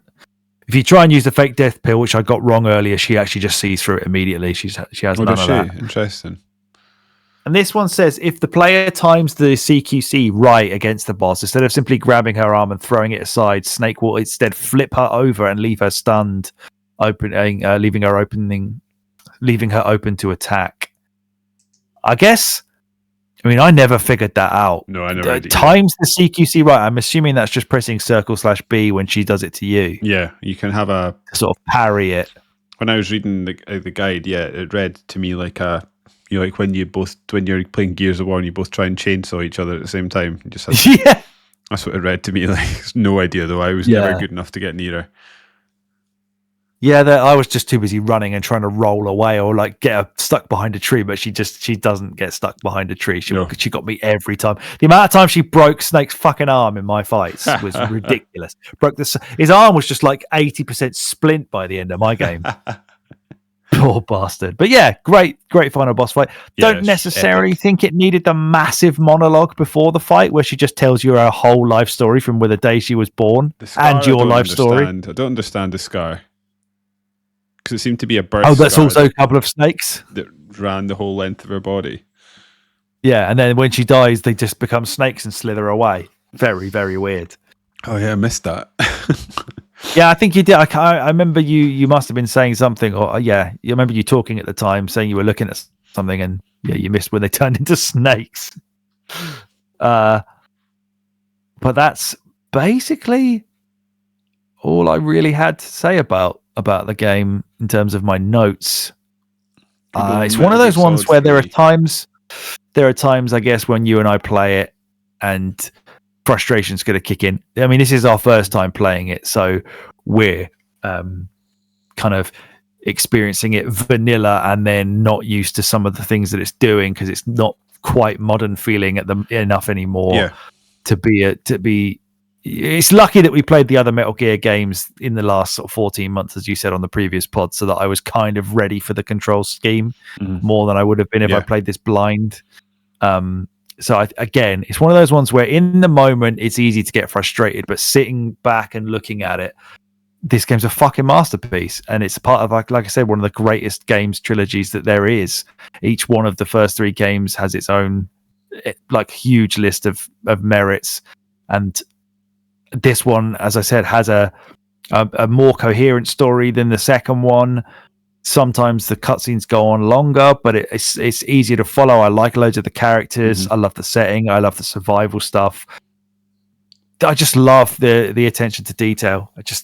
Everything about this game is so meticulous and brilliant. I love it. I really, really love it.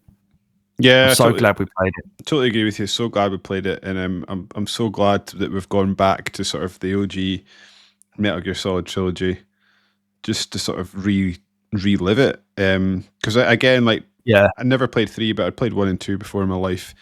I think I was obviously a lot younger then. I think a lot of what it was getting at went over my head, and doing this podcast as well as being a bit older sort of give me a new appreciation for a Kojima that I actually don't think I had until we started doing doing these sort of revisits to the Metal Gear Solid game. The worst thing about doing these podcasts is I suspect I'm not going to like 4 as much, but I'm starting to feel compelled to play it.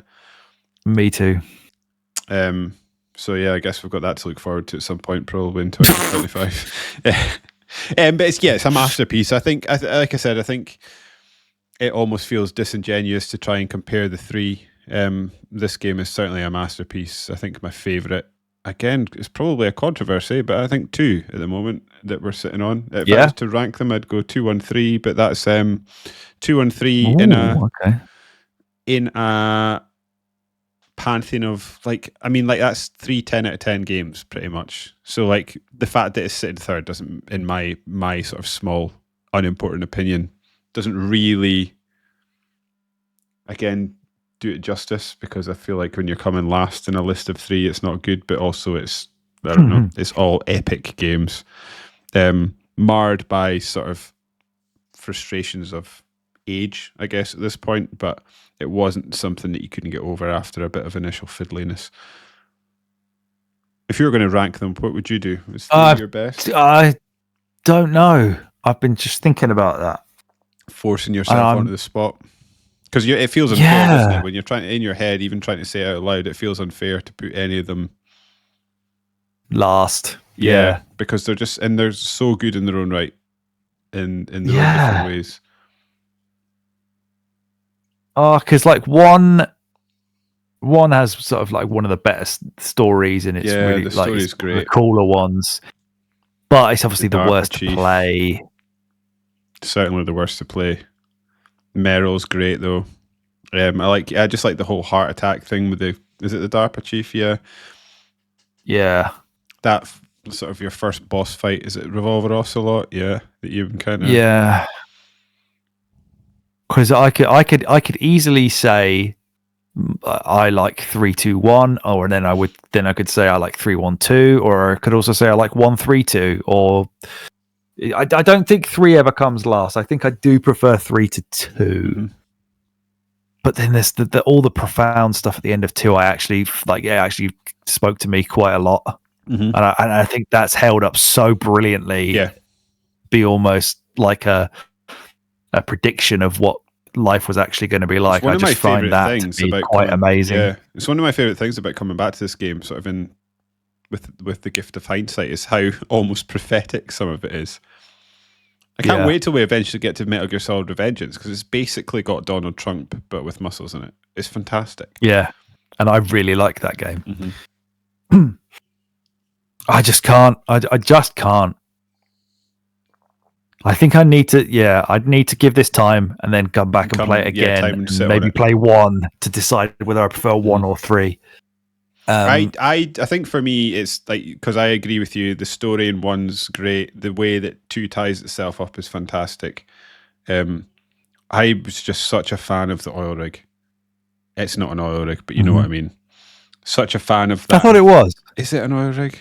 I don't remember seeing any oil equipment. There's 2 things that are in the sea though. There's 2 very similar things in that game. Yeah. Well, and the tanker as well. But then the two riding bits, there's one that's an oil rig and there's another one that's something else, isn't there? Oh yeah. I think although I really like the ending of 2 and I like Raiden, I do think that the cast of villains is weakest in 2. Yeah, I think you're probably right there.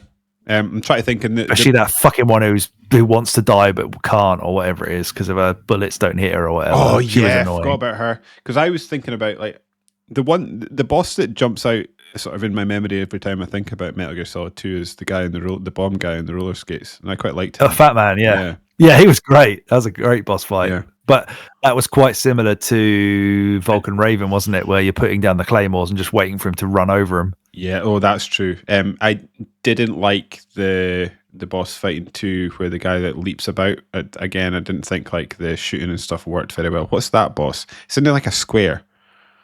And you're running about the square and he's like, I'm going to have to Google this now. We can't not. Running about a square. Yeah, I've made a... Leaping about. Yeah, does he go into the water and you can't shoot him or... Oh yeah, the fucking vamp. Yes. Oh, that's it, Vamp. Yeah. That's the one. Yeah. That was forgot about him. Fight. That was a really weak. Yeah, one. That felt like they did it on the back of a napkin on a lunch break, and we're like, yeah, that's fine. He goes in and out of the water or something. Because didn't that one have loads more to it that they scrapped? Is that right? He was supposed to have like dragons come out of his back or some shit. Was he? Oh my god. Yeah. Okay. Yeah. Yeah. Anyway, there's him. He was a pain in the ass. Yeah. Did we ever work out Otacon's? Is that Otacon's dad? Sokolov. Yeah.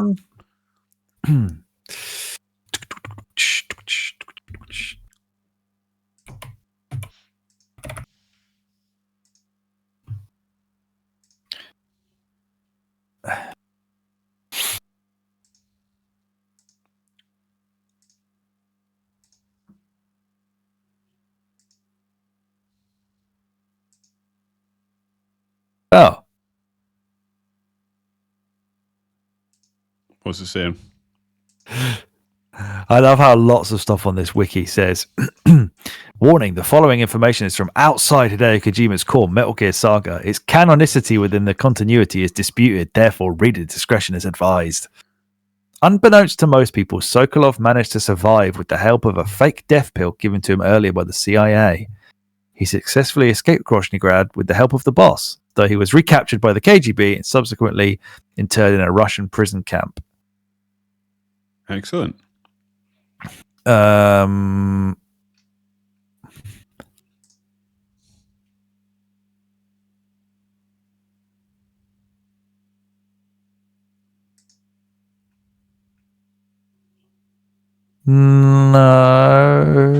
It does seem like he has some kind of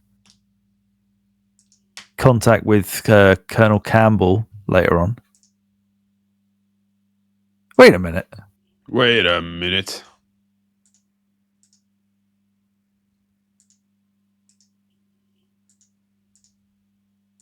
The fuck is... This seems to be suggesting that he's in Metal Gear Solid 1. Sokolov. After learning his reasoning, Roy Campbell was indebted to him for supplying the information and allowed Sokolov to officially join their unit.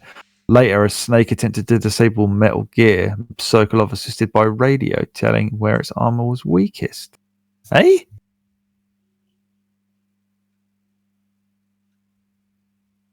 What? Hold on a minute. Oh! That's in Metal Gear Portable Ops. What's that on one? the PSP? Yeah, that's like an unofficial sequel to this. Ah, right, okay. 6 years after the events of Snake Eater. Yeah, so he comes back in that and helps you defeat a Metal Gear by the sound of it. Very interesting.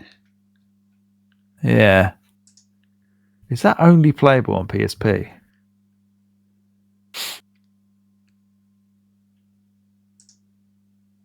Must be. No, it's playable on Vita. Oh. Interesting. I have one of those.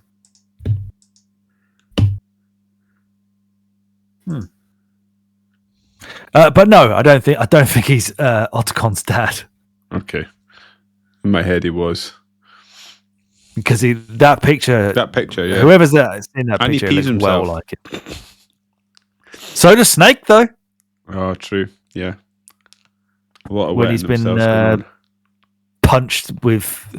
Hold on, actually, that's something I wanted to ask you. Why has he got bullets in his hand all the time, old Volgin? My assumption was that it was like connected. That was how he conducted the electricity. But it doesn't seem to be the case because he literally does seem to have magic powers. So I don't know. Long story short with that one. Yeah, because in the boss fight, he kind of uses his electricity to, I assume, fire the bullets at you without needing a gun. Yes, he does. But I didn't know, because he's always seemed to be after he'd punched something, he'd then like release his knuckles and loads of bullets would fall out. But why were they in there? Couldn't figure that out. He did fire bullets out his fingers at someone's feet at some point. Did he? Yeah. Just before you fight him, I think he shoots at Snake's feet. He like then smashes out some electric bullet, and then the bullets. I don't know. He's a very odd character, even like his sort of sexual deviance and stuff like that. He's clearly having sex with the Raiden lookalike. I don't understand. Oh, absolutely, the whole angle of that. Very confusing.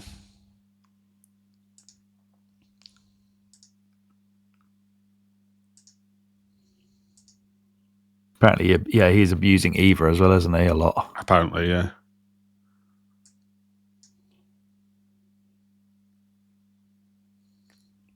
Anyway, he's a strange one. Yeah. Yeah, I think there's so much to read on this wiki. I'm not going to be able to You'll be here for weeks. Pick out why he's got bullets in his hands. Okay. Will we bring this home, Alex? Yeah, boy. Wrap up. Put Metal Gear Solid 3 in a bow. Ship it on out. It's done. It's dusted. I highly doubt we're finished with the Metal Gear Solid franchise. I suspect we will be back in the future. But not next, Alex. Not next. We are going from a video game that is heavily influenced by movies to a video game that is, well, in certain parts of this game, is a shot-for-shot remake of a movie. Indeed. And we're about to be, well, we've already started working on Indiana Jones and, what is it, the something circle? Great Circle? The circle, the Great Circle? Yeah, don't get confused because Donkey called his video The Big Circle. That kept confusing me for a while. Indiana Jones, that's what we're up next. That Xbox one, what is good? Which may spawn a discussion about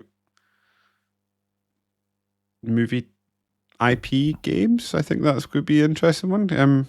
Whether it's maybe the best one ever made or not, you will have to tune back in to find out.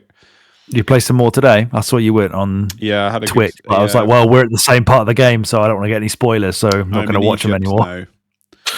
So okay. Moved on. Just for quality of life, you can go back. So don't worry about it. I've done all the main missions and the side missions, basically. And then I moved on to Egypt after that.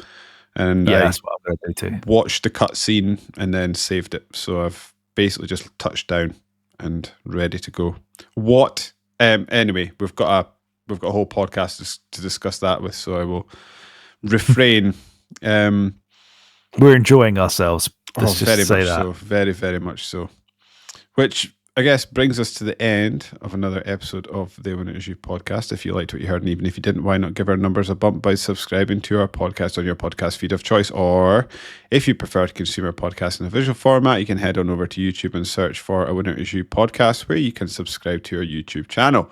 If the podcast isn't enough for you, you can also follow us on Blue Sky now. Alex, what's your Blue Sky? Thrillix? Yep.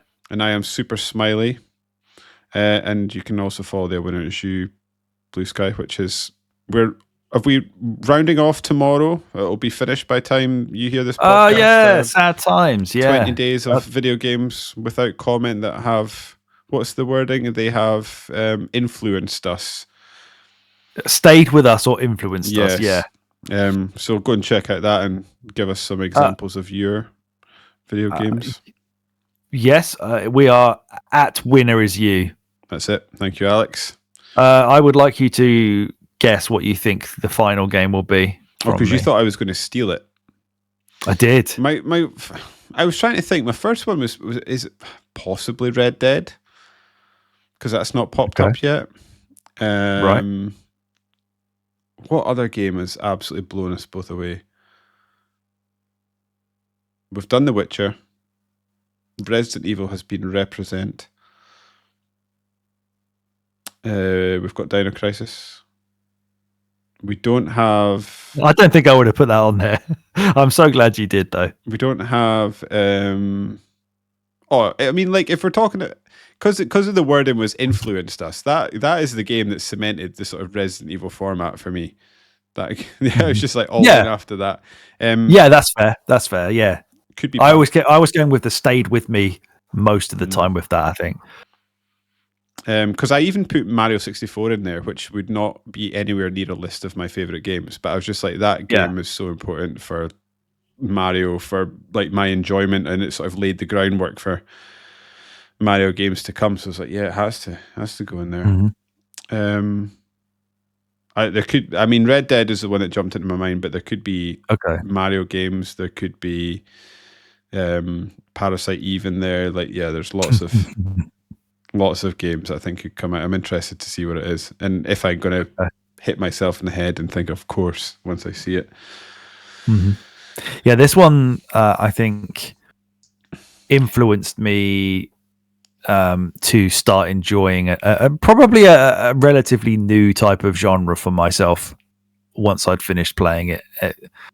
But that also coincides with the rise of that genre, specifically in a part of the world that it was now becoming a priority to develop. That's very cryptic, but you'll find out tomorrow. What, the Western RPG? Is it going to be a Fallout? Oh, well, no, it's not actually cryptic because he's basically just got it. Well done. Yeah, that should be in there. It has to be in there. Yeah. You're right, though, because that was the one, that is like that and the Elder Scrolls are like the popularization, sort of the mainstreamification of the Western RPG, which is just taken over the games industry. Exactly. Yeah, exactly. I'm glad that I wasn't just spouting cryptic bullshit there, and that was actually a very good clue. I'm proud of you. Yeah. But you also picked the other Bethesda game, which I was potentially about to say, like, to give you one more clue. Is like, well, you picked something quite similar from finishing off the other 19 and 20, the old Bethesda. Yeah. I found that funny that we both saved the Bethesda one till the end. Yeah. I want to see a good not hashtag in there from you tomorrow as well. Then. Yeah, that was very funny when you put that. I was like, that's a great way to get probably a still relevant hashtag. A more relevant hashtag in there, yeah. Than Oblivion, yeah. That was excellent work. Where did we get to? Yeah, so we've done that. That was Blue Sky you've done. Yes, and then you can even send us an email to tell us how wrong we are by writing to winnershoepod@gmail.com. Send us an email, they're fun. If you're one of the youngins, you can also head on over to TikTok. Just go to TikTok and search for WinnersShoePod and we pop up. So don't worry about that. Any housekeeping, Alex, or are we getting out of here? Sounds like Sega Force Mega is dead. So rest in peace, sweet prince. Good God. There's no sounds like about it. It's dead. It's done. Shame. By Sega Mania, I guess. And on that bombshell, I've been David, he's been Alex, and we've been a Winner's You. And I'm out. Keep gaming.